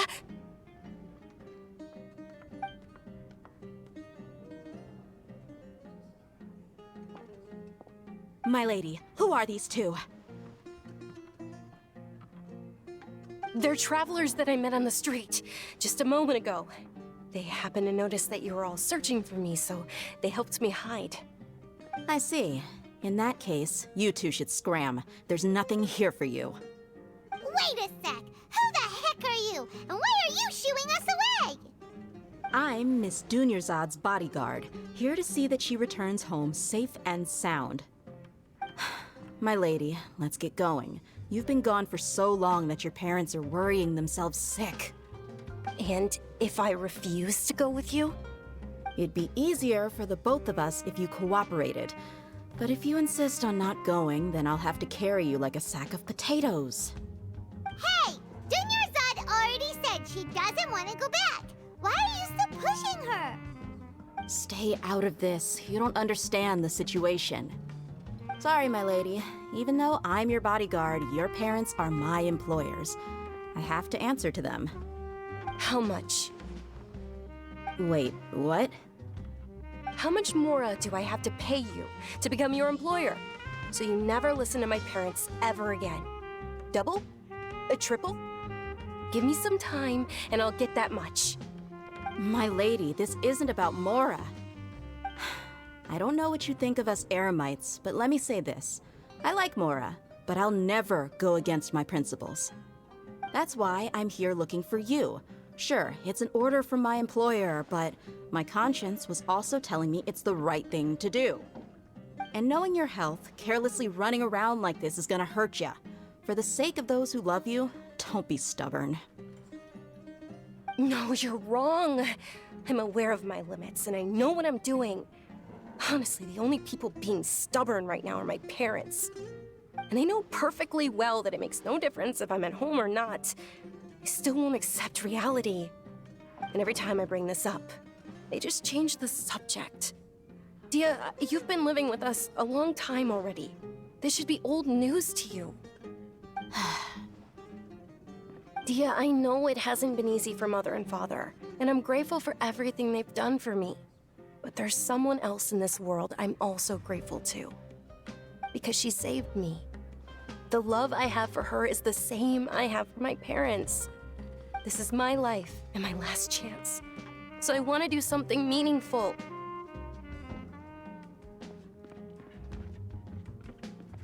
My lady, are you sure what you're doing now is meaningful?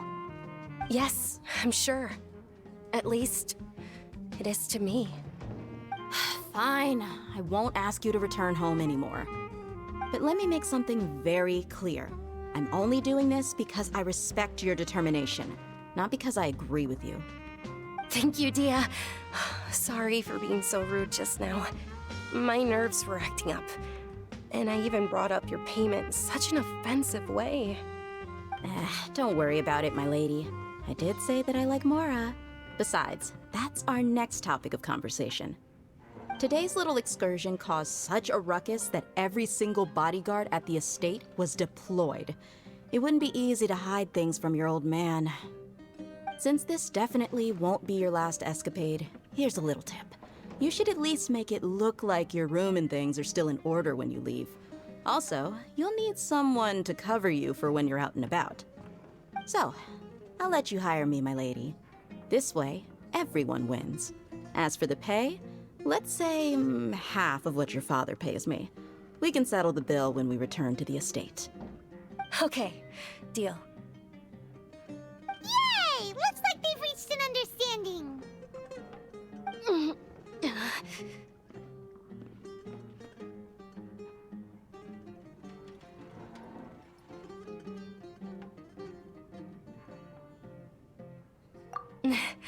I'm fine, really. I just feel a little tired now that things have calmed down. My lady, stop trying to look tough. We're already in a tavern, so let's rest up and grab some grub. I'm sorry for worrying you two. If you don't mind, I'd like for you to join us.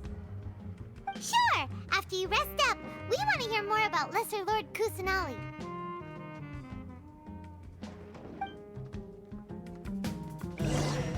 Just can't beat the atmosphere here.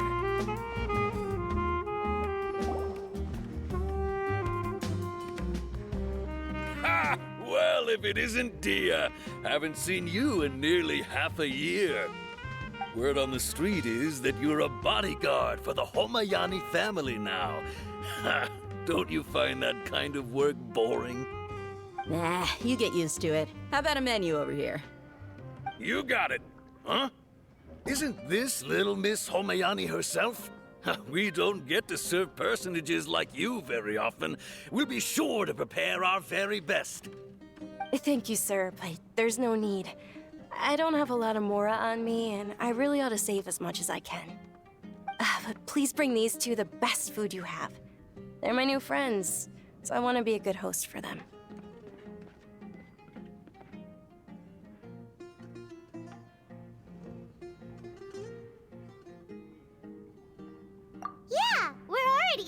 grateful for everything you told us about Lesser Lord Kusanali.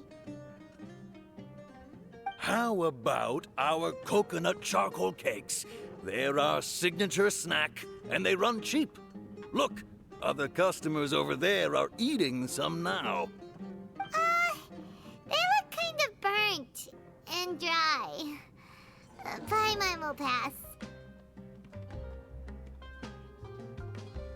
Hey, come on! Paimon has personal preferences too, you know. Dunyarzad, we asked a lot of people when we first arrived, and almost nobody was interested in Lesser Lord Kusanali. So, what made you want to follow her? Well, remember when you asked me if I knew how to meet the Dendro Archon? Even though I don't know how, I think I've actually seen her before. Huh? Really? Yes, it was when I was a child. At the time, my illness had kept me bedridden for the better part of a year. I was stuck inside and couldn't make any friends, and my parents did their best to find treatments for me. But even then, the Akasha didn't have any helpful information. My younger self no longer had any hopes or dreams. One flare-up was so bad that I was in a semi-conscious state for several days. Then one night, I woke up alone in my room. I was terrified. My body was paralyzed. Even if I cried, there was no sound. At that moment, an ethereal voice spoke in my mind. Dunyarzad, don't be scared. You don't have to cry. Dunyarzad, don't be scared. You don't have to cry. Who are you? How do you know my name? How do I explain this? You might not be able to understand, but actually, I know everything about you. Really? Of course. I know that you're scared of thunder, that you hate taking medicine every morning, and that you love counting the petals on your mom's skirt. Wow, you really do know everything. Dunyarzad, is there anything you want? Want? Not really. I can't go anywhere or do anything. Huh? But aren't you a child? All children have wishes. Tell me what you want, and maybe I can make it happen. But can you make my illness go away? Oh. I'm sorry. But I'm not powerful enough to do that right now.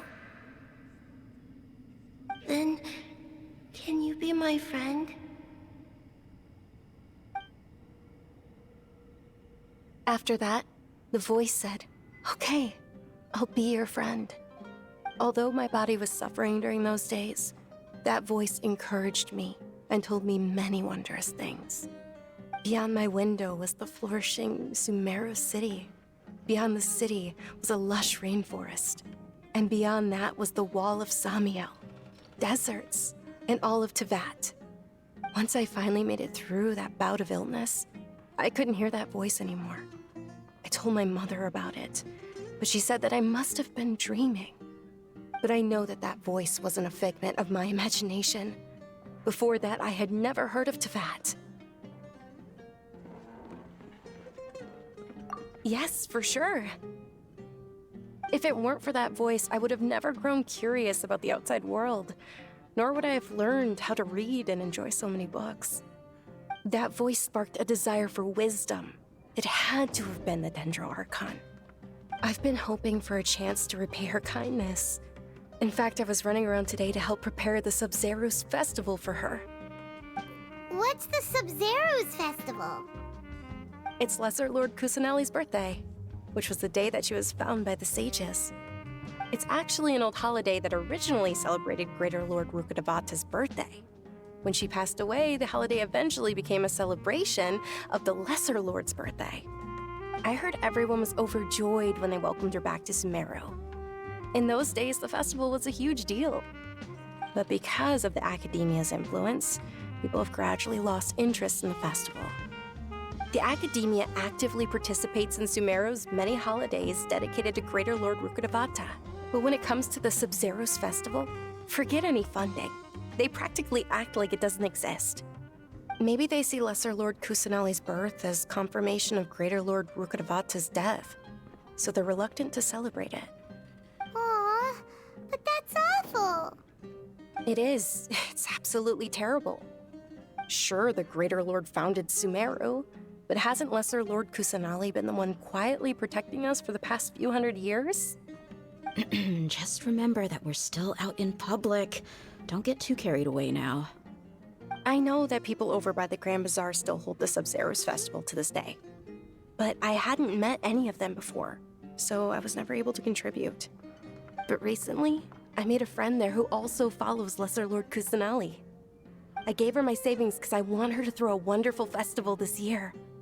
That's the least I could do for Lesser Lord Kusanali. Hold on, my lady. Does this friend happen to be Nilu, the one who sends flowers to the estate? Yes, that's her. I saw her leaving the other day with a nervous look on her face. It seemed like she was hiding something in her arms. Did you give her something? Yes. Initially, I didn't have much Mora prepared, so I had Nilu sell one of my skirts. I've agreed with Nilu to meet up at the Grand Bazaar today, and see how things are coming along. Dia, would you accompany me? Sure. That's quite the trip, though. I'll carry you. No, that would be too much, even for you. You might as well just accept the lift. If I let you walk, who knows how long it'll take us. And if anything happens to you, then I'd really never hear the end of it from your father. But of course. Nilu will be thrilled to hear there are more people interested in Lesser Lord Kusanali.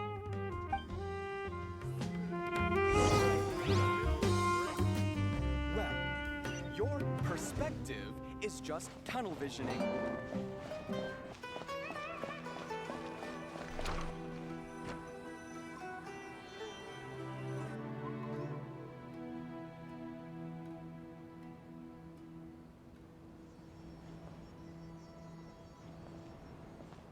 I've got great... Sorry I'm late, Nilu. Oh, Dunyarzad. It was taking you so long that I assumed you got trapped at home, but you made it in the end. Uh-oh. But if Dia's here, that means you got caught, right? You could say that, but everything worked out. She's on our side now. Not completely. Oh. And who are these two? Oh, meet the Traveler and Paimon, my two newest friends. They're visitors who just arrived at Sumeru City and are looking for information on Lesser Lord Kusanali. So you're followers from another land?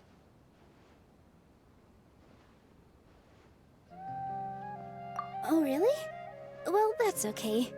You're still invited to the Sub-Zero's festival. By the way, Dunyarzad, we've already started decorating the Grand Bazaar.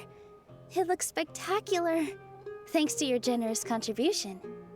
You're very welcome. It's the only thing I could do. Do you still have enough Mora? Probably? But don't sweat it. We've already finished renovating the stage. Come on, I'll show you.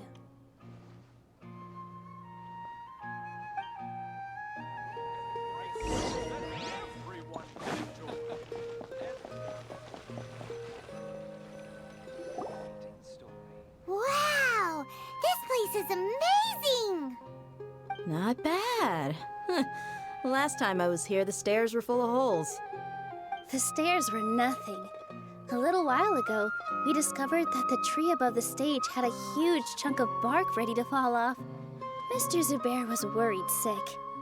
We reported it to the Academia many times, but they never sent anyone to deal with it. We didn't want anything bad happening, so we were going to cancel all the stage performances. Oh, probably because it was the theater asking. The Academia looks down on performers like us. They probably think it would be best if the theater closed down completely. We can't let that happen, though. Not only would everyone involved in the theater go hungry, but then we wouldn't be able to hold the Sub-Zero's festival anymore.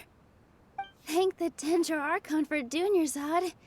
With the Mora she gave us, we hired someone to patch up the tree, and we also gave the stage a much-needed makeover. The stage is going to be even prettier when it's festival time. I can't wait for you to see it. And I can't wait to see you on the stage. You've been practicing so long already. It's almost time for your dream to become reality. It's our dream. I'll do my best for the two of us. Nilu, what are you gonna be doing at the festival?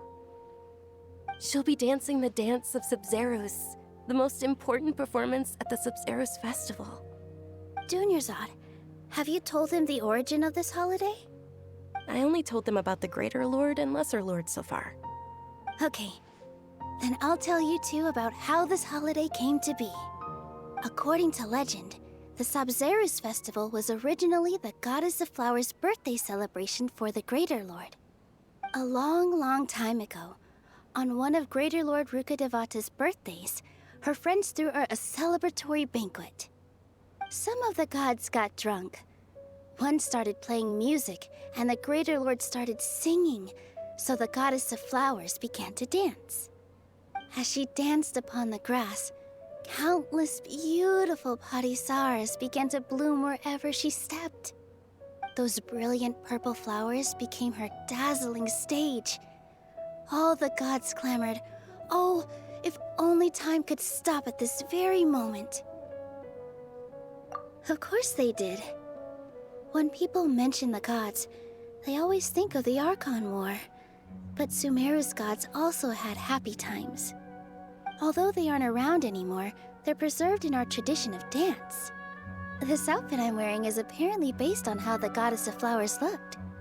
Though we're just tiny people compared to the Divine, we still have to do our best to make sure that the birthday girl feels loved on her special day. Nilu, you of all people will definitely be able to convey our well wishes to the Dendro Archon. I also noticed that you went the extra mile and scattered parisaras around the stage. They symbolize the Goddess of Flowers, after all.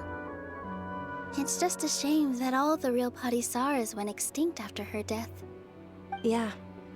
The Greater Lord brought forth parisaras in memory of the Goddess of Flowers, but she ultimately could never truly replicate that beautiful purple. Thinking about the Goddess of Flowers dance makes me wish I could have seen it. If my stage were anything like that, I'd be thrilled if I had just two real parisaras on the stage. So, Traveler and Paimon, what do you think? Interested in the Sub-Zeros festival? Will you two be coming? All of Lesser Lord Kusanali's followers will be there for her birthday. It'll be a good opportunity for you to learn more about her. Ooh, Paimon thinks that's a great idea!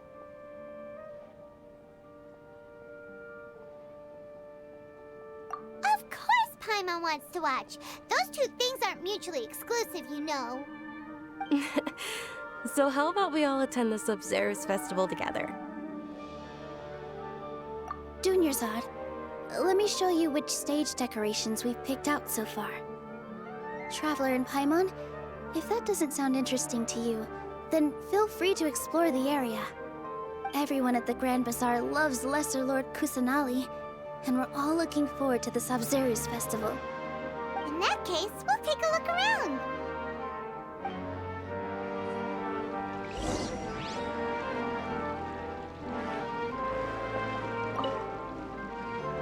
Whoa! What's with your yellow hair? And why do your clothes look so funny? Are you an Outlander? Did you know that the Sub-Zeros festival is about to happen? There'll be loads of fun things to do at the festival. But the best part is when Ferris, the Knight of Flowers, passes out candy to everyone.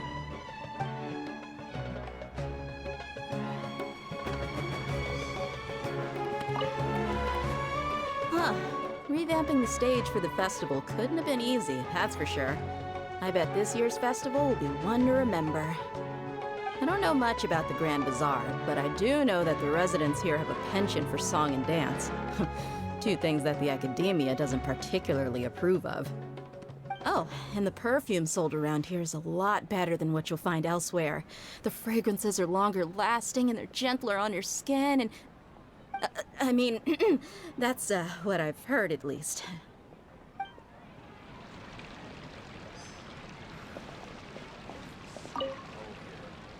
Things are really shaping up, and there's a buzz around the festival this year. We're expecting people from all over to come by this year and buy things during the festivities. Don't be fooled into thinking that Sumeru City has the best of everything. Some festival snacks are only offered here in the Grand Bazaar. And when it comes to musicians, dancers, or singers, the Grand Bazaar's got the best of the best. Sure, those folks at the Academia might not like it, but what's a festival without song and dance?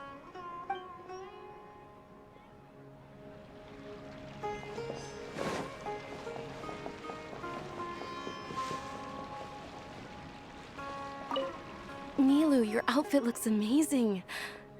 There's also something different about you from when we first met up. I thought I'd add a little extra pizzazz to my dress for the festival. See? Wow, did you sew all that yourself? Uh-huh. Sewing is a fundamental skill for everyone in the theater company because we make all our own costumes.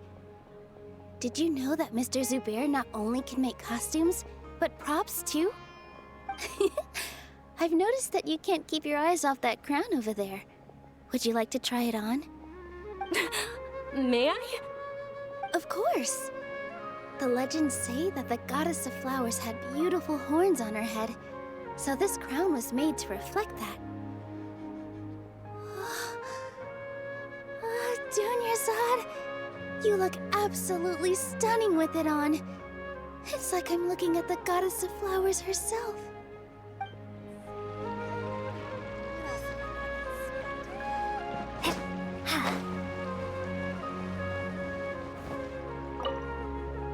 Ah, dancing at the Sub-Zero's festival. You know, I also danced when I was younger. As a child, I even asked my grandmother why we performed the dance for the Lesser Lord when it was originally done to honor the Greater Lord. My grandmother said that Greater Lord Rukkhadevata is a beloved deity and honored by all. And Lesser Lord Kusanali is too. If the goddess of flowers ever knew Lesser Lord Kusanali, then she would certainly have wished to be her friend and hold celebrations for her too. The Sub-Zero's festival has been losing its appeal over the years. That is, until a wealthy benefactor stepped in this year and brought the festival back to life. I heard she forked out a lot of mora to make it all happen.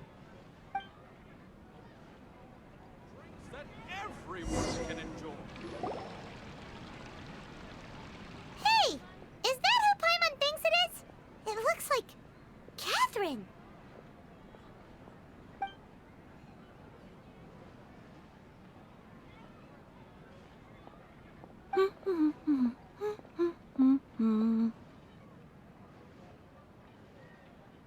Huh. Come to think of it, Paimon's only ever seen her behind the counter at the Adventurers Guild. This is the first time we've ever seen her taking a break.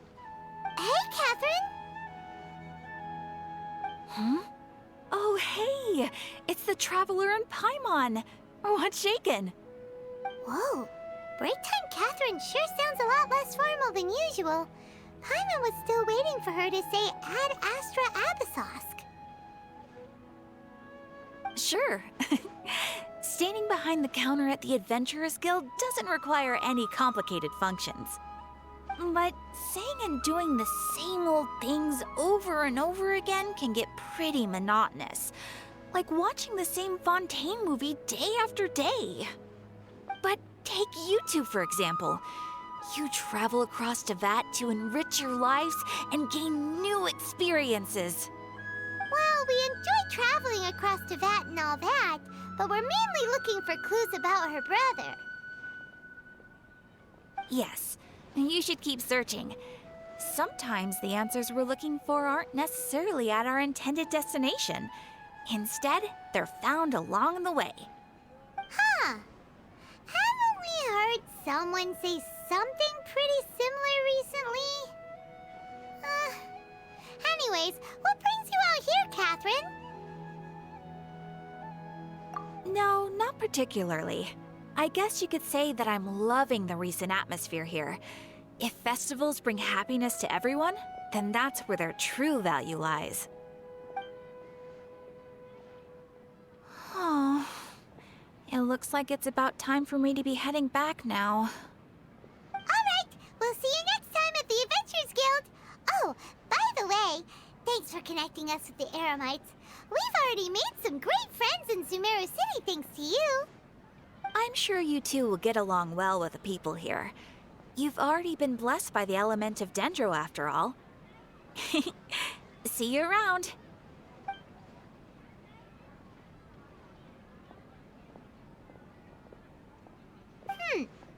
There's something really different about Catherine today. Hey, Traveler. Paimon. Oh, hey, Dia. What's going on? I've got something to tell ya. My lady knows you're looking for ways to meet Lesser Lord Kusanali, and she's been trying to come up with a way to help you. Well, I have an idea that might help. Are you serious? We'd love that! It might not necessarily pan out, so don't get your hopes up too much. I'll need to take you two somewhere and ask someone some questions.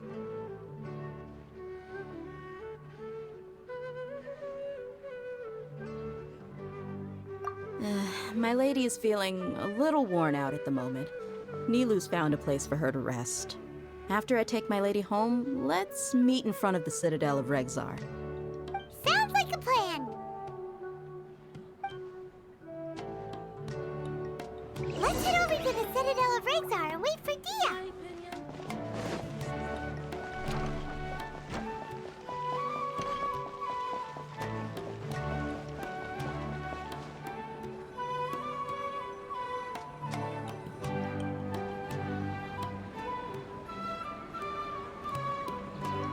Sorry, I'm late.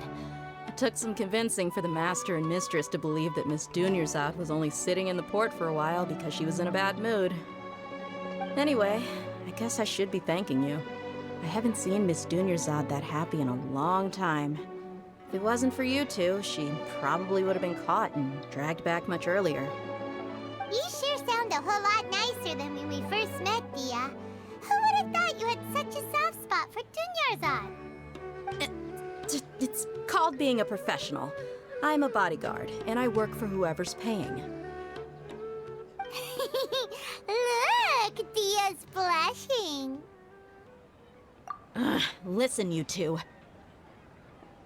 I don't expect to be working for Miss Dunyarzad very long, but I hope to finish things on a positive note if possible. Let's cut the chit-chat and head into the Citadel. We'll see if the person I know has a way for you two to meet with the Lesser Lord.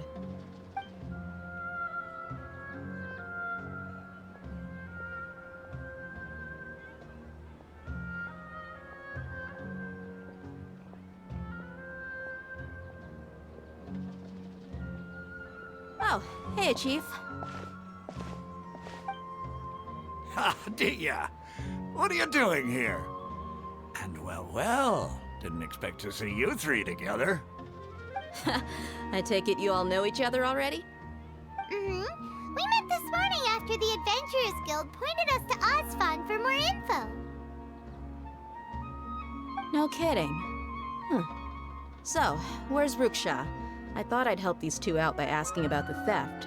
Anything you can tell him? Rukshaw's gone over to the Academia. The Grand Sage recently ordered Sumeru City to begin bolstering its defenses, so people from all over have been called back to the city. Since you've already mentioned the theft, I suppose I might as well tell him what we know. Appreciate it, Chief. Theft? Sorry, what the heck are you guys talking about? Just recently, the Academia lost something, and there's a chance the item is connected with the Dendro Archon. This case might just somehow help you in meeting her. I suppose that's one way to look at it. But if you ask me, The case is more about the Academia than anything else. Let me fill you in.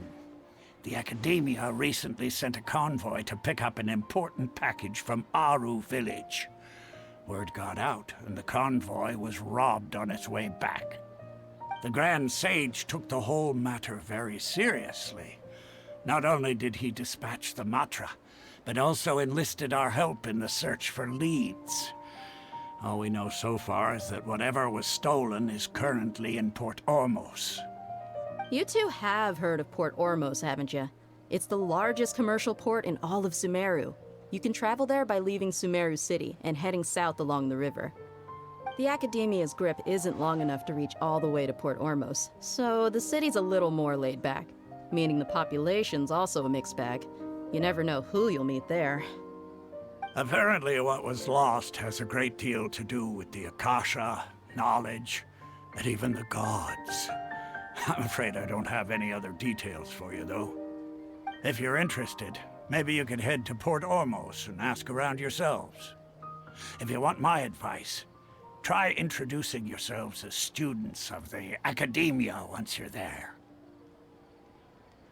Are you serious, Chief? All the Academia students are in Sumeru City, you know. Why should they pretend to be students in Port Ormos? If you're also interested, just go there and see what happens. Count me out. I've got plenty of work to do here for the Homayani family. And take it from me, if you two really do decide to visit Port Ormos, you'd best watch your backs. Let's just say that the Eremites there aren't nearly as friendly as those here in Sumeru City. There are even some extremists who go around shouting slogans like, "Retake Sumeru for the Scarlet King." Word is that more and more are joining their movement. They're becoming a real headache for Chief and the others. You bet they are. The Scarlet King's been dead for thousands of years. Now they start spreading rumors of his return. Ridiculous. Not everyone's like you, Chief. Even the desert natives who abandoned their homes in the wilderness still wish to have a god of their own. Well, Traveler, that's about all the information we have for you. Thanks, Dia! And you too, Osfond! Since we've gathered all we could for the moment in Sumeru City, let's head to Port Ormos and see what we can find next. Miss Dunyarzad is looking forward to seeing you both at the Sub-Zerus Festival, so be sure to get yourselves back here in time for that. Good. Then we'll see you both at the Sub-Zerus Festival.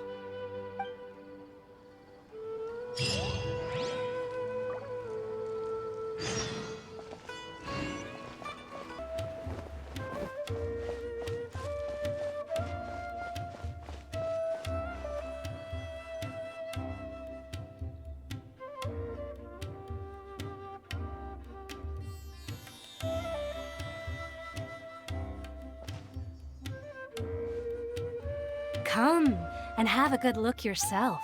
Traditional spices of the highest quality, made with pride and experience. You've got a deal. I can't thank you enough for always looking after my business. Believe me, I'm not making this up. Several Eremite mercenary groups are nearly in open conflict, but does the core of 30 care? And that's not all. Did you know that... Wow! Talk about hurly-burly! This place is busy! Guess that's only to be expected for the largest port in Sumeru. Maybe it's because of what Dia told us earlier, but Paimon can't seem to shake the feeling that there's also danger lurking in these crowds. Ooh. Let's get our bearings so we can start looking for leads. We know that whatever the Academia lost is related to the gods. But other than that, we don't have much else to go on. Osfund told us to try posing as Academia students while asking around.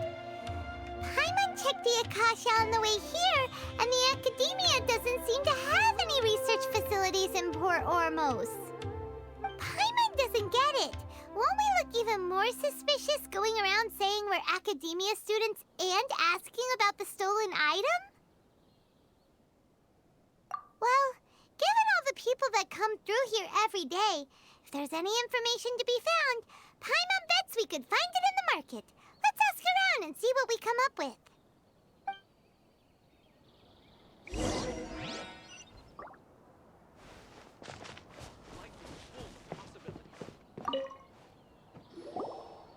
Welcome. Welcome. How can I help you two? Hi there. We would like to ask you a question. Do students from the Academia ever come to Port Ormos? Of course. Especially around this time of year. Students from Sumeru City that are about to graduate often come to Port Ormos to cut loose a little. Many people often talk about how hard it is to get accepted into the Academia, let alone graduate. But those who finish their studies and go on to become full-time researchers at the Academia have it even harder. Sure, we may not be Sumeru City, but Port Ormos offers beautiful scenery and a stress-free environment. Some even say it's good luck to come to Port Ormos, so students and researchers come flocking here when things get to be too much at the Academia. Ah, you see over there? Those are students from the Academia. They've been looking worried and miserable ever since they got here a few days ago. If you ask me, the life of a merchant is better. So long as the Akasha teaches us what we need, then life is good. Those students seem to be discussing something. Let's see if we can listen in.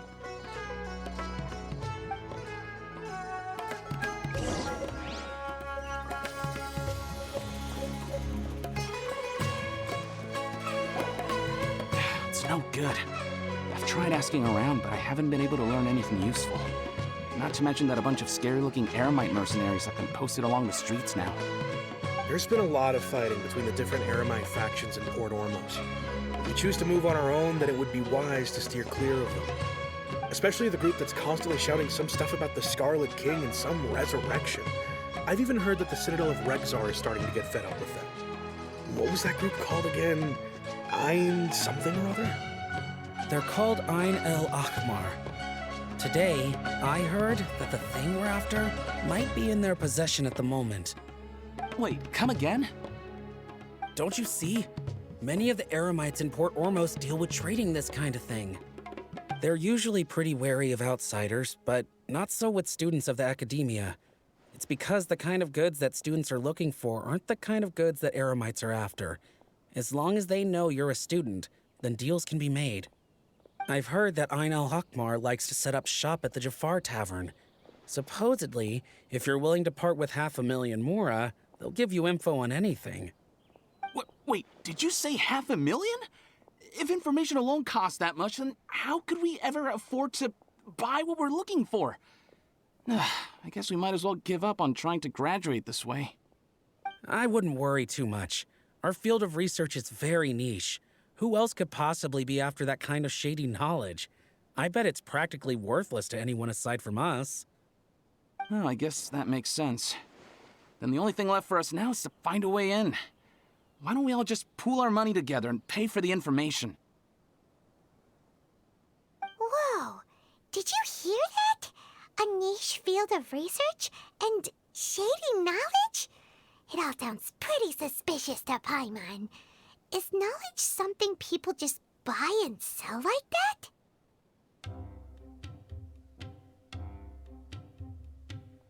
So, what's your plan? Wait, didn't you hear what they just said? Buying information is going to cost us 500,000 mora! Have you lost your mind?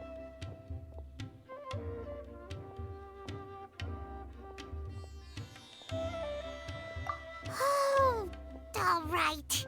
Paimon never thought she'd agree to parting with that kind of mora. But if you know what you're doing, then we should give it a shot.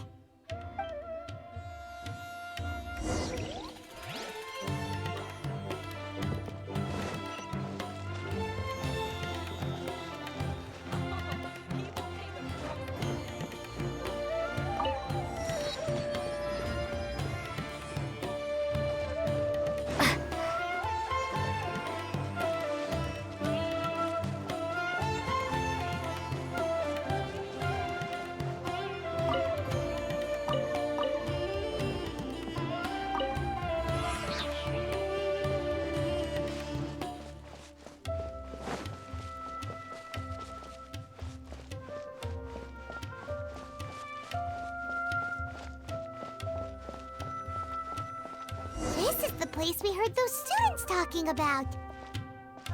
Let's find a seat somewhere and see if we can spot the group they mentioned.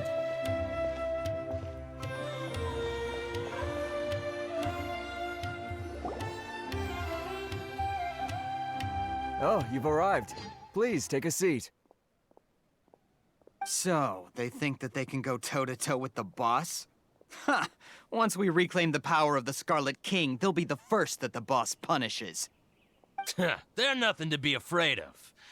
Our main rival now is the Caracal Battalion. They've also amassed a significant amount of Mora this time, so we mustn't underestimate them. How can the Caracal Battalion compete with the boss when they're nothing but a bunch of money-grubbing opportunists out for a quick Mora?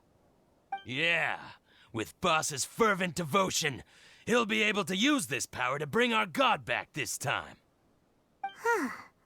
All these guys talk about is the Scarlet King, so they're probably the ones we're looking for. Greater Lord Ruka Devata. That traitor and her followers must not be spared. The day will come when the Scarlet King exacts vengeance on Sumeru, and all of them shall be punished. Yeah, Paimon was wondering what they meant too. We should ask about that if we get the chance later.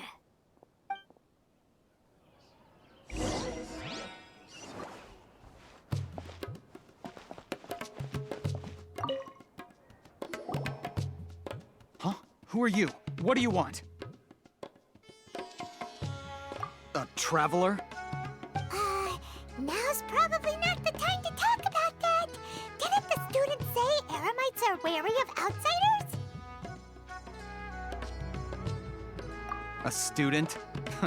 What's a student from Sumeru City doing in Port Ormos? Ah, well, if it's info you want, you've come to the right place. The question is, can you afford it? Huh? What is this, some kind of joke? Oh! Sorry! She must have grabbed the wrong amount! Hey, what do you think you're doing? Paimon can't stand to see so much more ago. There's no other choice right now. Here, this is the merchant's address. Whatever you're looking for, you'll find it there. Hmm? Well, what are you waiting for? Oh, that's right! We heard you mention the Scarlet King just now. We're actually interested to know more because we're, archaeology students! Fine. Since you've already handed over the Mora, I guess I can throw in a little extra info. As you can see, members of Ain al-Ahmar are devout believers of the Scarlet King. Years ago, the Scarlet King founded the great desert nation that was our homeland. It was an advanced civilization, far beyond anything you'll see in present-day Sumeru. The Scarlet King was the rightful god of wisdom, but he was betrayed by a companion he trusted. She even stripped him of his title, God of Wisdom. So, you mean the traitor was... Greater Lord Ruka Devata, yes. That shameless wretch destroyed the Scarlet King's civilization, and our ancestors were forced to flee to this land where we were made to suffer the tyranny of our enemies. Furthermore, she conspired with the Academia to cover up the truth of her actions, and create the merciful and benevolent facade for which she is now known. Ugh, just thinking about it sickens me. But the story doesn't end there, oh no. The Scarlet King isn't truly dead. The voice of the Oracle has been heard in the desert, prophesying his resurrection. Mark my words, our god shall return. And when that day comes, all followers of the traitor and all the desert dwellers who have forgotten their true god will suffer retribution together. If what I'm saying makes you shiver with fear, it might not be too late for you to become a believer of the Scarlet King.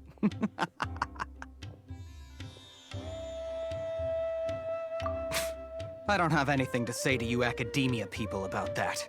I think this conversation has reached its end. Not just yet. This man is a fraud. Huh? You again? Deranged Academia lunatic. Yes, It's me again. I already warned you that if you weren't willing to sit and discuss things with me, I'd take measures to make things uncomfortable for you. Listen to me. That address he gave you is fake. Or at least, you won't find a merchant waiting for you there. This group has been boasting all around that they can provide information on a certain item as a means of luring people into their territory. Once you show up, they keep up the act until they have hard evidence that you want to purchase said item. Then they use that to squeeze you for all the more you're worth. Hey!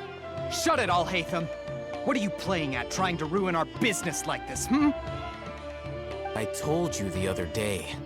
I wish to discuss my terms with your boss. Ha! The boss made it perfectly clear that he won't negotiate with you. Yes, and in no uncertain terms. But that was then. It does not preclude him from changing his mind in the future. I'm warning you, don't push us, or this could get ugly. We don't usually get rough with people from the academia because it just complicates things. For a lunatic like you, though, we might just have to make an exception. If you're suggesting that we escalate this from a verbal exchange to a physical one, I accept. After all, even the Archons used war to negotiate the ownership of Teyvat. If, on the other hand, we can't agree on any means of negotiation at all, then I'm afraid my next course of action will sting a little more than the mere falling through of a few business deals. I will jeopardize the Eremite's reputation, which I know you value above all else. I am quite confident that if I began to take such action, your boss would willingly approach me himself. However, I fear that by then, some things will have happened that cannot be undone. Also, a word of advice. I suggest you tell your boss exactly what happened here today. Otherwise, he might blame you for not telling him in the future. What did you say? Consider this. Have I ever failed to follow through on my word in the past? This guy is really out of his mind. Okay then. If you really have a death wish, let's meet a week from today. The pier in front of the Pharos Lighthouse, 4 o'clock in the afternoon, sharp. Don't expect us to hold back. Not so fast. First, you return the 500,000 mora to them.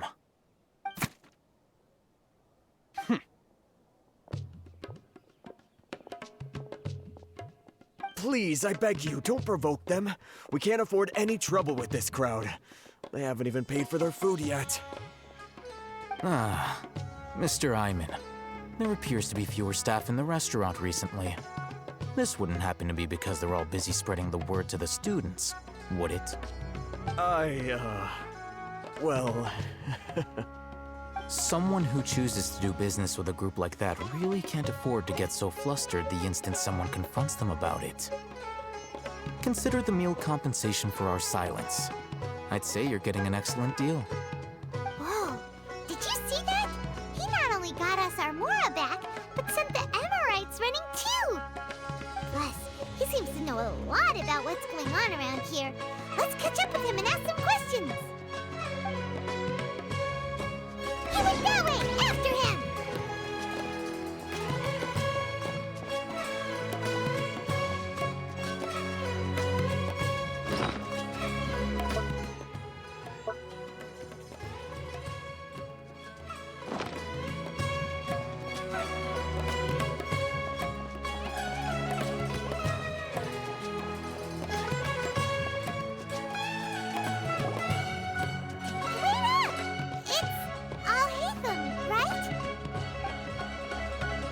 What do you want? No need for thanks. My goal was to get to them, and you two gave me just the opportunity I needed. We're even. Oh, I advise you to keep your distance from them. Since they weren't able to make off with your Mora in the end, they might harass you again in the future. All right. Goodbye. Hold your horses! We still have something to ask you about! Since you tore through their scam right in front of them, you must know the real story about certain something, no? Who exactly are you two? And why are you inquiring about that? A student. Right. Look, you should know that those thugs conducting business with you had nothing to do with your lie.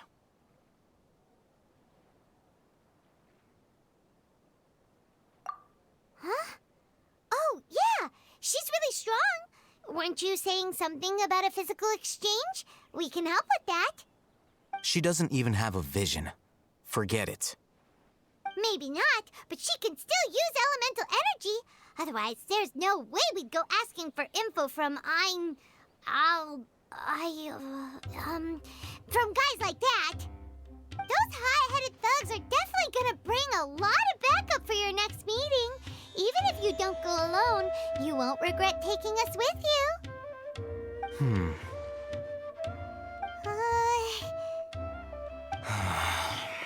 All right, I accept. Got a pen and paper? If you're searching for someone who sells that kind of merchandise, I'll give you one of their addresses, and you can try your luck. We'll reconvene at the appointed time by the pier. It doesn't matter if you show up or not. So, since you were happy to give us this merchant's information, does that mean you can tell us exactly what we're after?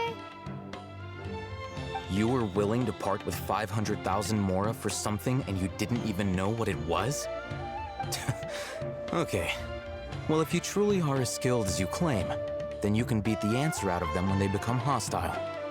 Look, if you've been making inquiries, then you have to know something by now. Tell me what you know so far, so I don't waste time repeating information. We know it's connected to the academia somehow, and that not only do the Eremites deal in it, but some students want to get a hold of it too. What else? You know almost everything there is to know, but you're unable to compile this information because you've never seen the object before. This is what you've been looking for. My mind can't tell what it is. It looks like some kind of ornament. This is a knowledge capsule. To put it simply, it's a vessel that can store a fixed quantity of canned knowledge. It's like a miniature Akasha. Anyone who links it to their personal Akasha terminal instantly becomes privy to its contents. Correct. Anyone. Unlike the Akasha, which heavily regulates who can access what information, knowledge capsules confer their contents without any requisites. That's amazing! It's essentially a convenient and harmless vestibule for knowledge. Unfortunately, it's illegal in Sumeru to privately possess or trade them.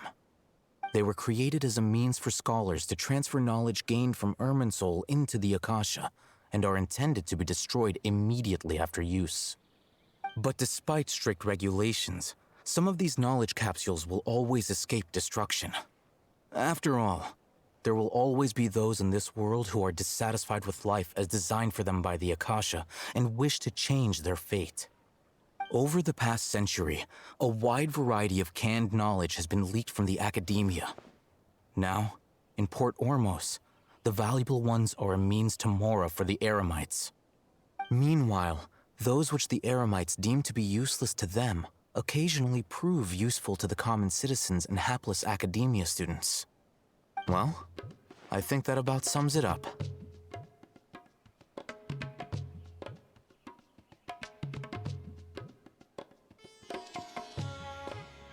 Oh, so that's your true objective. With our current arrangement, I don't believe I can offer an answer. You're still resolved. Fine. Let's talk somewhere with fewer people.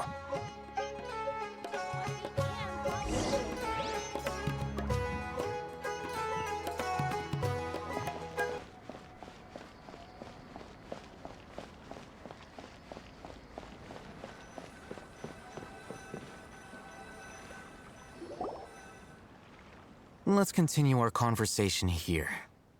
If you wish to learn more about the knowledge capsule that the Academia lost, then you must help me with something. I need you to find someone named Dory, a traveling merchant.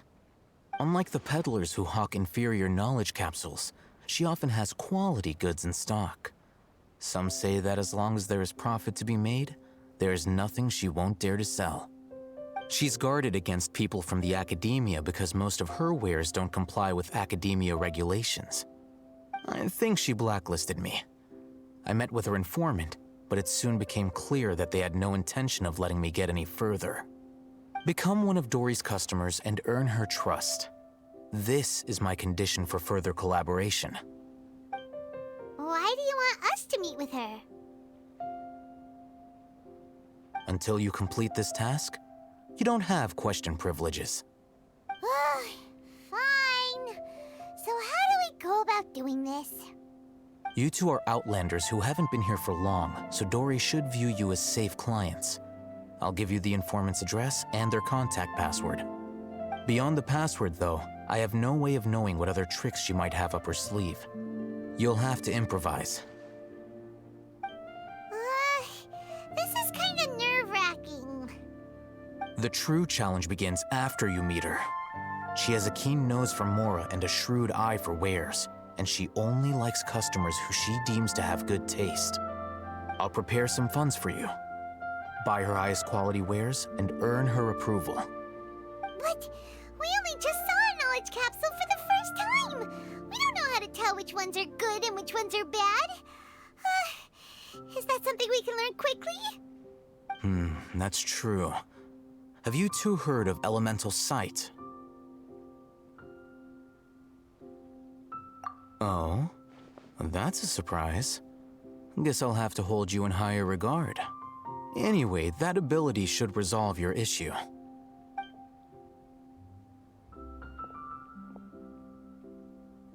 Here are 2 knowledge capsules. Tell me, can you detect any difference in their quality?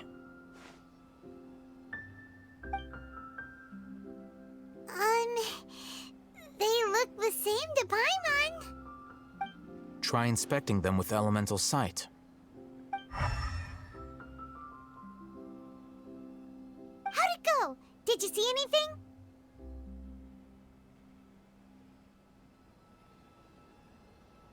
Rumor has it that higher quality knowledge capsules generally appear brighter when viewed through elemental sight.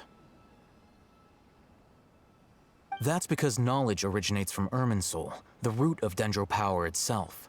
The more powerful the knowledge, the richer it is in Dendro energy. However, some canned knowledge with a high concentration of elemental energy is of little use in contemporary times, so those capsules are of little value. Using elemental sight is merely a stopgap measure, but it should suffice for earning Dory's trust. That sounds pretty impressive. Here's a sheet with the informant's location and contact password, and here is the Mora for purchasing canned knowledge. Don't be cheap. You'll need to spend to catch Dory's eye. If there's any Mora left over, just keep it. Oh, and be sure to exercise some caution. There have been Matra present in Port Ormos lately. Your efforts will be for naught if they catch you. Matra? They belong to the Academia's regulatory body. They also handle cases of illegal canned knowledge transactions. Like I said, the Academia has banned both their trade and possession. The Matra are razor sharp.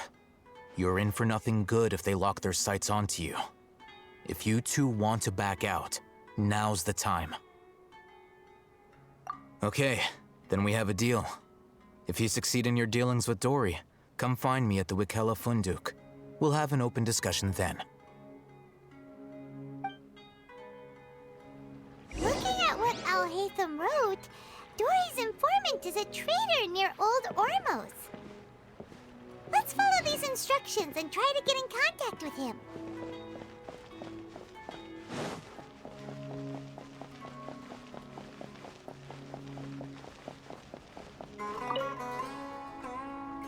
Hello. What are you two looking to buy?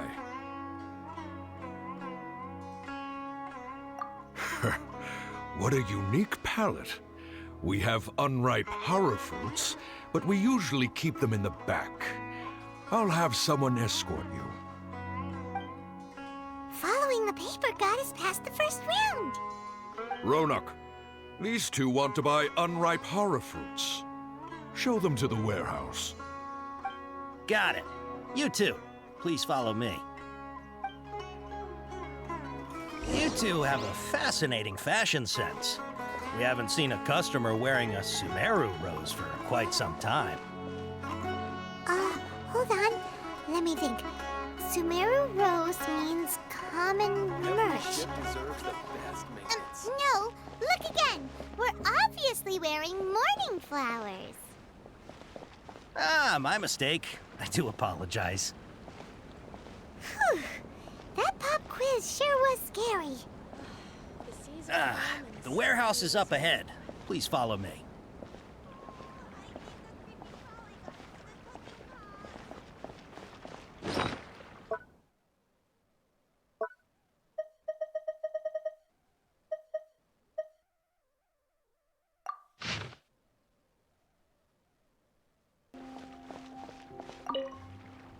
Before I retrieve your products, I need to confirm a few things. Please forgive me, but we may not have sufficient stock for you today. Earlier, many of our hara fruits were taken by mice. Thanks. If better goods come in, you'll be the first to know. You look like you have some skill. Why don't I pick out some fruits that'll make you dizzy? Yep, that's the right answer. But eating hara fruit that makes your head and ears ring sounds like a bad life decision. Would you like your hara fruits to be packaged in the Sumeru City or Port Ormos style? Wow, you two sure are generous customers. We'll be sure to package your products beautifully. Okay, everything has been confirmed. Miss Dory is waiting for you up at... Shoot, it's the Matra! Run! What? The Matra? Where? Oh, Hatham said we're done for if they catch us. We gotta get out of here.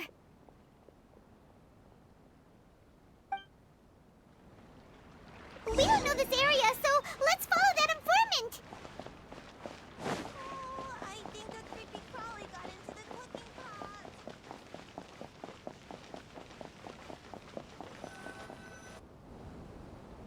He ran that way.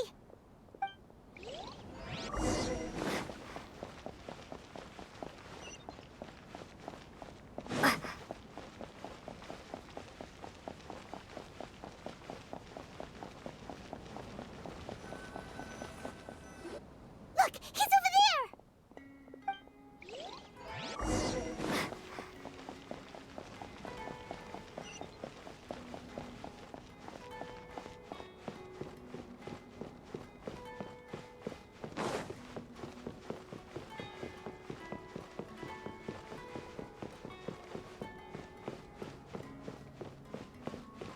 Hey! If you're hiding from the Rishbaland tiger, come this way! Another password! Huh? Oh, that voice came from behind the building on the right! Here, over here. You can stop running now.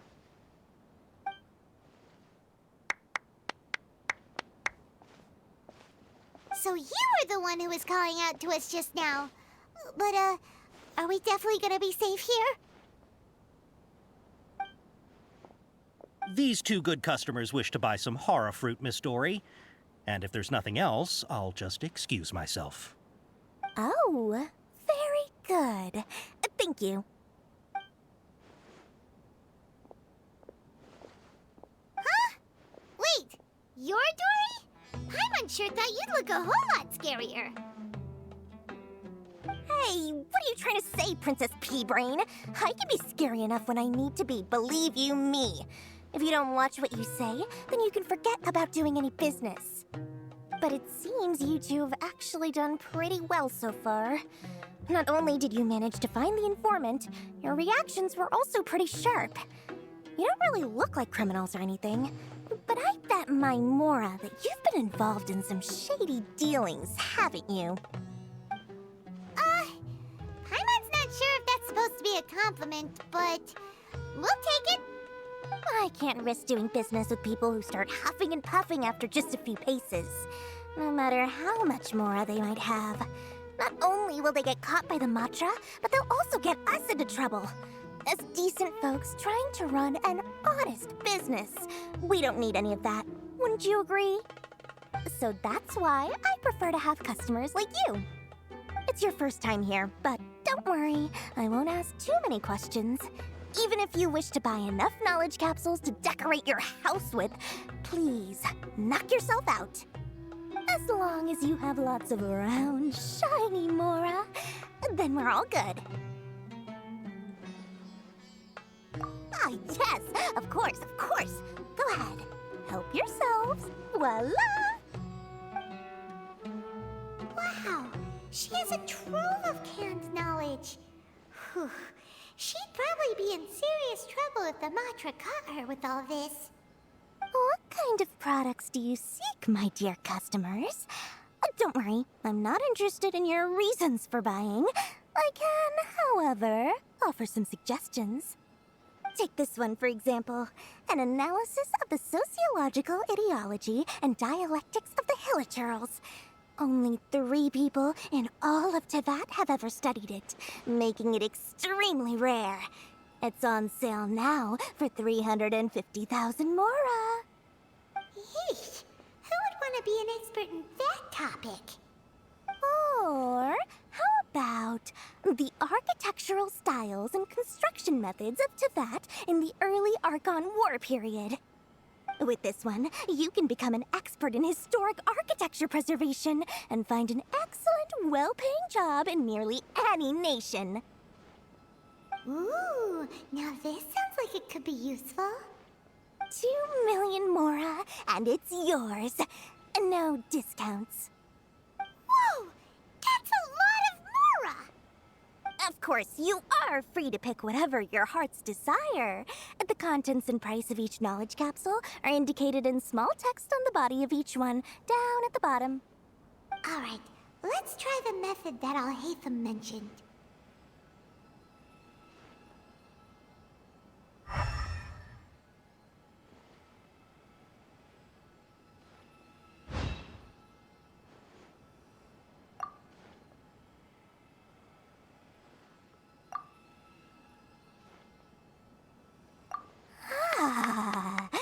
You've really got a good head on your shoulders, and quite the eye for quality.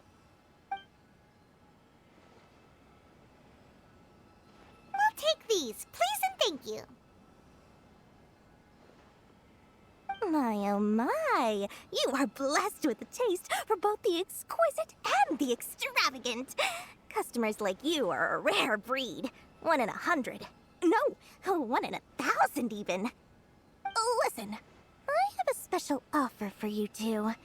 If you spend just 100,000 Mora more, you can pick any knowledge capsule of your choice up to a value of 1 million Mora. Say what now? Hey, did you hear that? Spend another 100K and we get a capsule worth a whole million! But all the canned knowledge we just bought is easily worth 500,000 Mora. If we spend just a little more, we can get something worth 1 million Mora. Isn't that a fantastic deal? Think about it. We've gone to all this trouble to get this canned knowledge. And so far, everything we bought belongs to Alhaitham. Aren't you even the least bit curious about how this whole canned knowledge thing works? We're talking instant knowledge here. Don't you want to try it yourself? Come on, come on! We still have around 100,000 of Alhaitham's Mora left, so let's put it to good use by finding something useful for you. Ahem, you've got a deal, Dory. We'd like to spend an extra 100,000 Mora. Excellent! Then please, select from this fine collection of canned knowledge over here.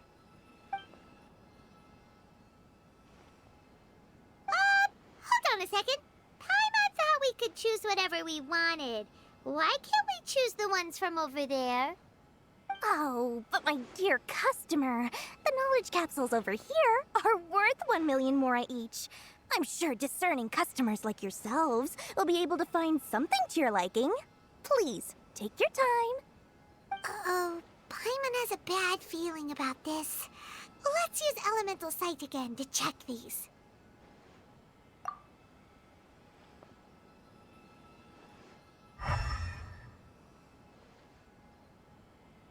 So, what did you see? So, they're all worth about the same amount? Well, anyway, the mora's already been spent, so let's at least try to find something useful. Let Paimon take a look here. An introduction to traditional Sumeru brewing techniques, the art of growing spices, an overview of ancient runes. Oh, how about this one? Sword Fighting Techniques 8. Not sure we'd ever find volumes 1 through 7, but at least this knowledge should be useful, right? Let's go with this one. Dory, we'll take this one. All right, very good. I'm expecting some new goods in the next couple days, so be sure to check back again soon. Whether it's canned knowledge or anything else you need, bring your Mora to Dory and doors will open. Our dealings with Dory went smoothly enough. Let's head to Wakala Funduk and meet up with Alhaitham. Hopefully now he'll finally tell us about what the Academia lost.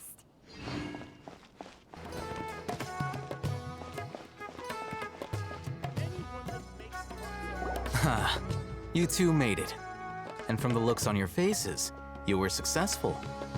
Whoa, there's so many people from the Academia here. Why would you pick this place as our meetup spot? Well, Wakela Funduk is under the Academia's control, so naturally the Academia has people working here. I came to Port Ormos under the pretense of conducting official business. You're a pretty daring guy. Relax. No one here is interested in anything we say, and the Matcher won't come here. Okay now, tell me how your encounter with Dory went. Okay, we did what you asked. So, can you tell us about the knowledge capsule that the Academia lost now? Before that, I have to ask, why are you two so intent on tracking it down? You don't have to answer, of course.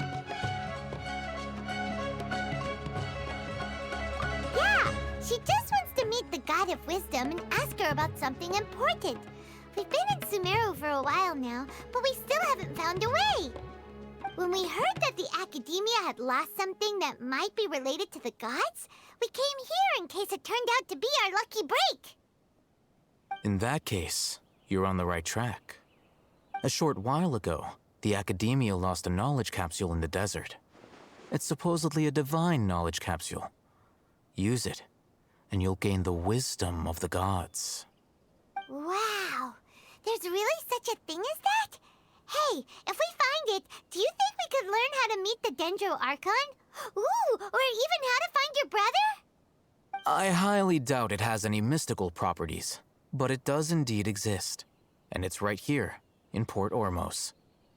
So, where exactly? That's what we need to find out next. I won't deny that. I am investigating because I'm curious as to what the divine knowledge capsule truly is. As you know, the Eremites in Port Ormos also have their eyes on it. It is an extremely precious item. The knowledge contained within may bring great power or wealth to whoever has it in their possession. Several brigades have been vying for ownership of it as of late, but there is still no victor. My personal finances and connections cannot compete with those of the Eremites. After attempting various methods, I finally managed to reach a tentative agreement with several brigades. I agreed to forego ownership of the divine knowledge capsule in exchange for the opportunity to study it.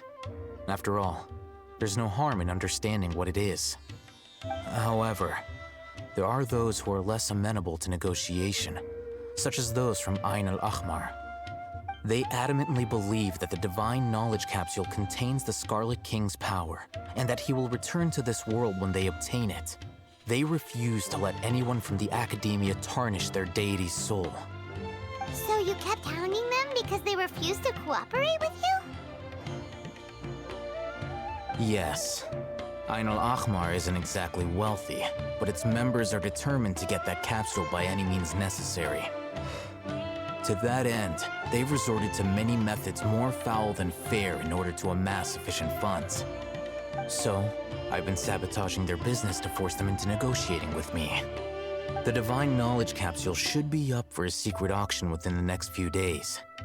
Each brigade will place their own bid, and the prize will be covertly given to the winner.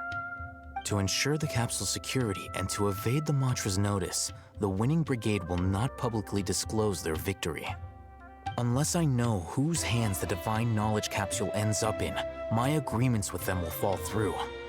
Dory is the most reliable source of information, but that avenue was previously closed to me. With you on board now, the situation is different. In other words, you wanted us to befriend Dory so you could find out where the Divine Knowledge Capsule is. Yes, you can say that. But this arrangement harms none of us. The day after tomorrow, go back to Dory and try to purchase information on the Divine Knowledge Capsule's whereabouts. If she has no information, wait 2 days and approach her again. If I get the opportunity to study the Divine Knowledge Capsule, I will relay my findings to you. Will that suffice as compensation? Okay, then we'll meet up in 2 days. Alhaitham, before you go, we actually bought a knowledge capsule for ourselves, but we're not sure how to use it. You two want to try using a knowledge capsule? Sure, I can teach you. Doing so right under the Academia's nose is a bit problematic, though. What do you say we head to the outskirts of town?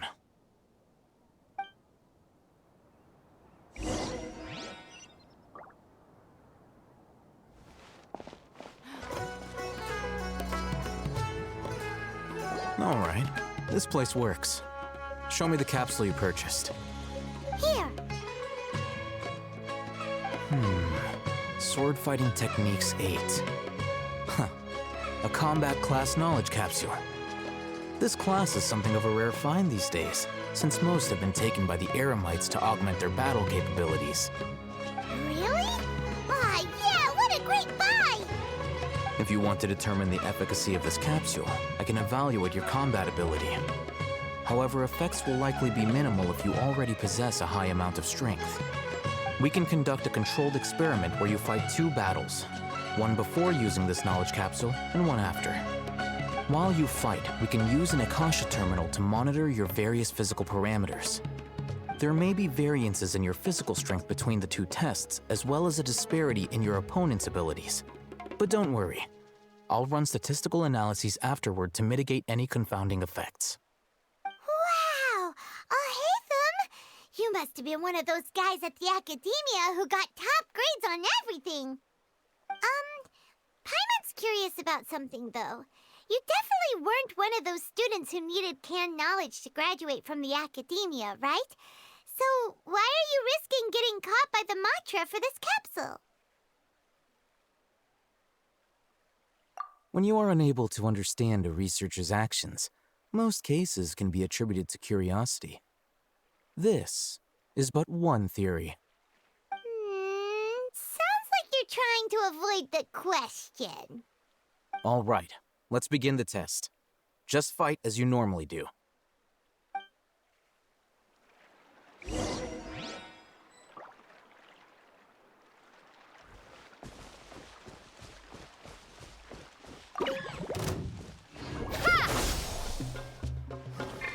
Stabilize! Boom boom!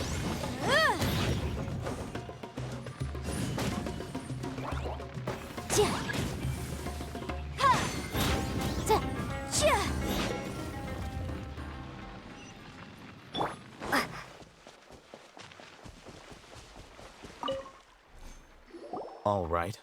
I'll link your Akasha terminal to record data. The next step is to use this knowledge capsule. Hold it in your hand. I'll help you establish a connection with it so you can activate its power.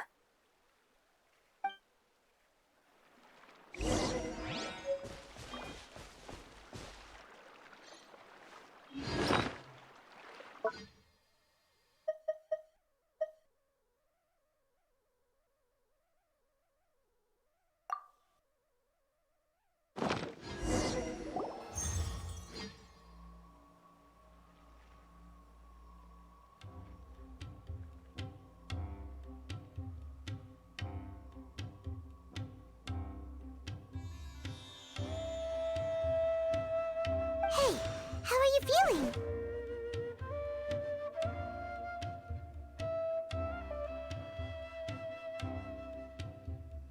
You mean that it worked? All right. Time for round 2. Fight with the same composure as before.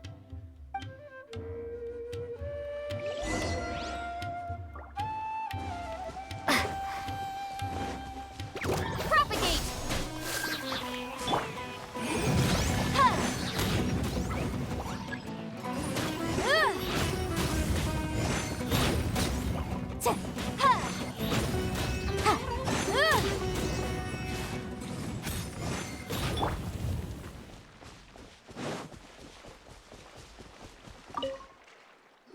Now, I'll start recording data again. Oh, Hatham, how's it going? Well, the knowledge capsule you purchased did improve her combat capability. During the second fight, her overall fighting performance increased by 0.073%. Wait, how much?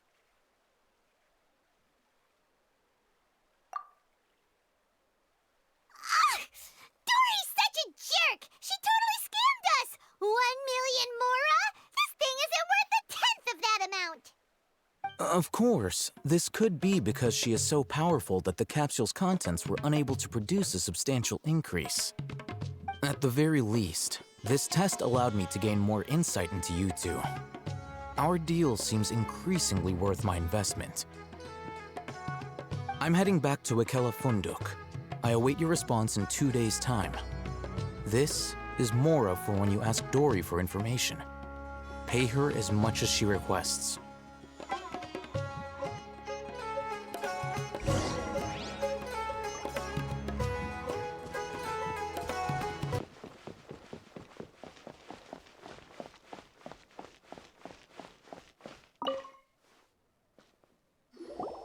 Over here! Oh, welcome back, my loyal patrons. What can I do for you this time? You name it. Canned knowledge, supplies, or anything else you need. I'll find a way to get it. Where there's a waterfall of Mora, there's a way. Can you really get us anything we want? Anything at all? Aha!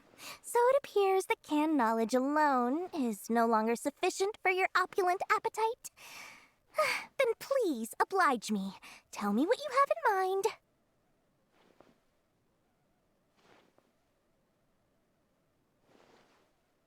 Oh! I knew customers with pockets as deep as yours would undoubtedly crave something more profound than ordinary canned knowledge. But you know, that kind of information isn't going to be cheap. After all, I had to work really hard to weasel my way into the auction site. Not to mention that if anyone found out that I was the leaker, I would be in big, big trouble. But how can we be sure your information is accurate? Paimon's curious how you just happen to have this kind of info the moment we need it. Because to me, anything of value is what I consider to be my supply. Therefore, I must always be aware of what's hot on the market in order to secure more sales. As for the information's authenticity, well, you've no need to worry about that. I used a camera to take a picture of the transaction. That way, no one can dispute it. It's always a pleasure doing business with such sterling patrons. Now that you've paid in full, here's the scoop. The Divine Knowledge Capsule was purchased yesterday by a certain Misery, the leader of Ain el-Ahmar. Ain el-Ahmar? You mean the Eremites who worship the Scarlet King? Ah, so you're already familiar with them. The group has done everything in their power to obtain the Divine Knowledge Capsule. After all, they believe it contains the power of the Scarlet King. That Divine Knowledge Capsule is unlike any other canned knowledge I've seen before. It was glowing bright red. The capsule is clearly visible in the picture I took. You can look for yourself. Thanks for the info, Dory. Please, it's my pleasure. It's all thanks to discerning customers such as yourselves that my efforts yesterday were not in vain. Please, don't hesitate to contact me if you ever need anything else in the future. Mora for Dory opens doors. Well, we figured out where the Divine Knowledge Capsule is. It turns out it ended up in the hands of Ain el-Ahmar. I'll find you your Let's head back and talk to Al-Haytham.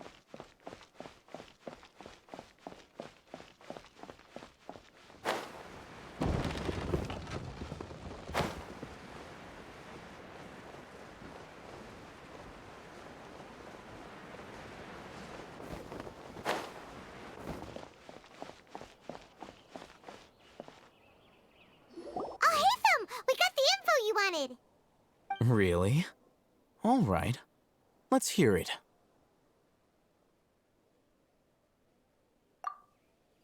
Dory even gave us evidence to verify the intel. Have a look. Huh, look at that. Clear as day. It must have taken some guts just to infiltrate the scene of the Eremites' transaction. But then to get close enough to take a picture like this. Bold move, Dory. Very bold move. All right. The person in this picture is indeed Misery, the leader of Ain el-Ahmar. And the glowing red capsule he's holding appears to be the Divine Knowledge Capsule. In which case, if we play our cards right, when we confront them next week, we should be able to force them to show their hand. At first, Paimon didn't get why you were provoking these Ain el-Ahmar guys. But now, it sort of makes sense. Everything's playing right into your hands. After we defeat them, we can finally have a serious talk with their boss and get them to lend us the Divine Knowledge Capsule. Thank you for your time and efforts. Take a few days off while I make some preparations. Let's meet up again on the afternoon of the arranged date, 3 o'clock sharp.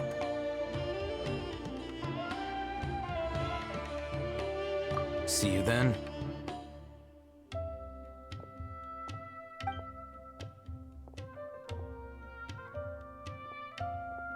Al-Haytham sure is taking his time. Where could he be? Oh, there he is. Sorry to keep you waiting. Let's head to the pier in front of Pharos Lighthouse. Yep, let's go.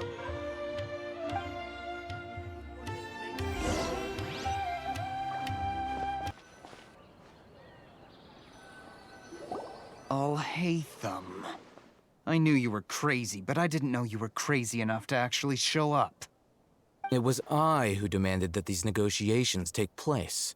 I was more worried that you might go back on your promise. But to your credit, it appears that you're sticking to your word. This is turning into quite an occasion. I also brought some backup. I assume you don't mind. Backup? Aren't you the brat from the restaurant the other day? You've come to support this lunatic because he helped you out? Fine, your funeral. I'm not going to mince my words. Once we're done with you, you'll be nothing more than fish food. Get 'em, boys!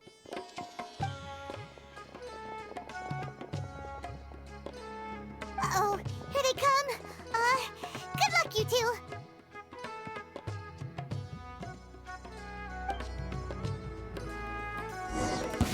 That's close enough. Scatter!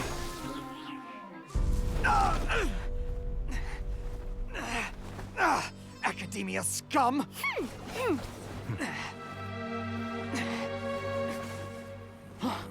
Boss! Finally!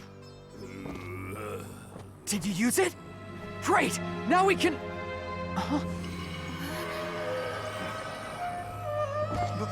Boss? Boss!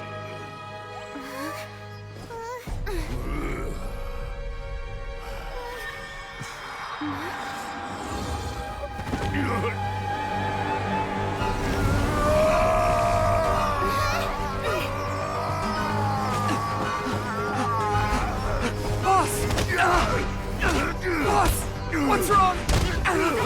What happened to him?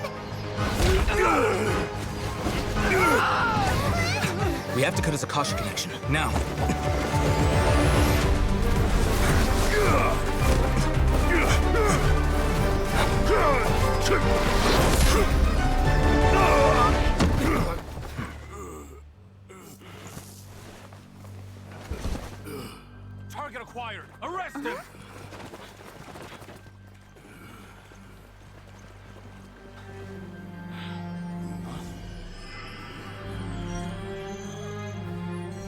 Do not impede our work. Is that understood, Alhaitham?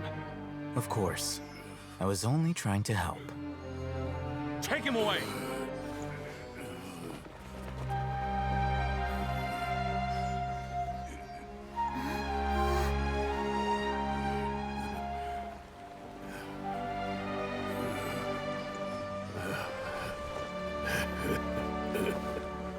World, forget me.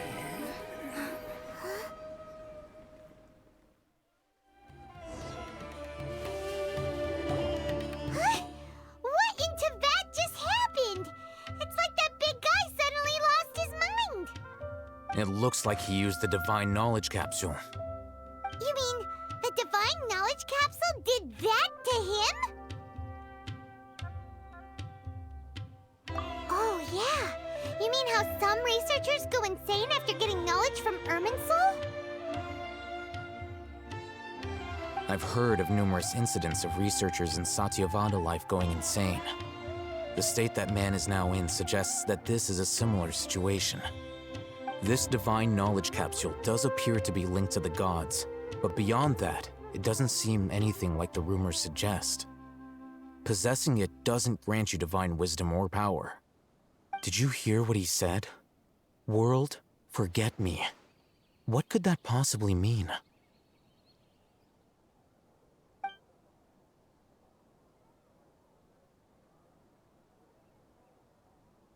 If the mantra took him away, then that means the Academia got the Divine Knowledge Capsule back too.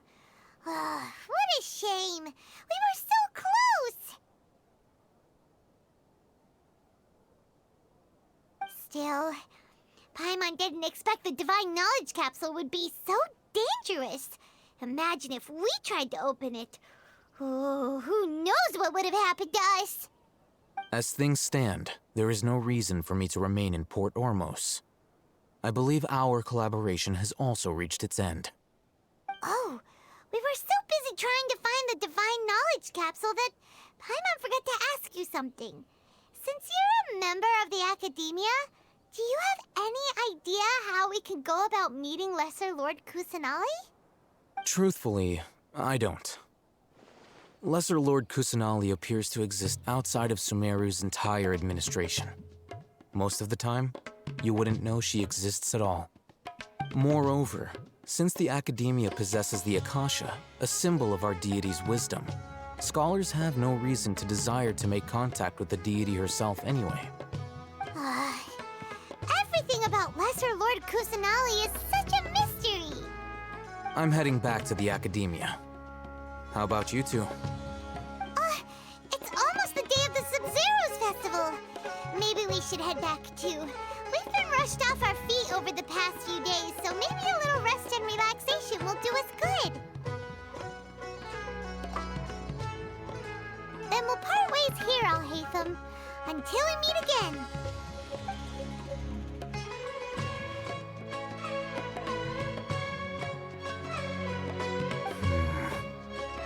Now, do I deal with this thing first? Or should I produce the report that the higher-ups require?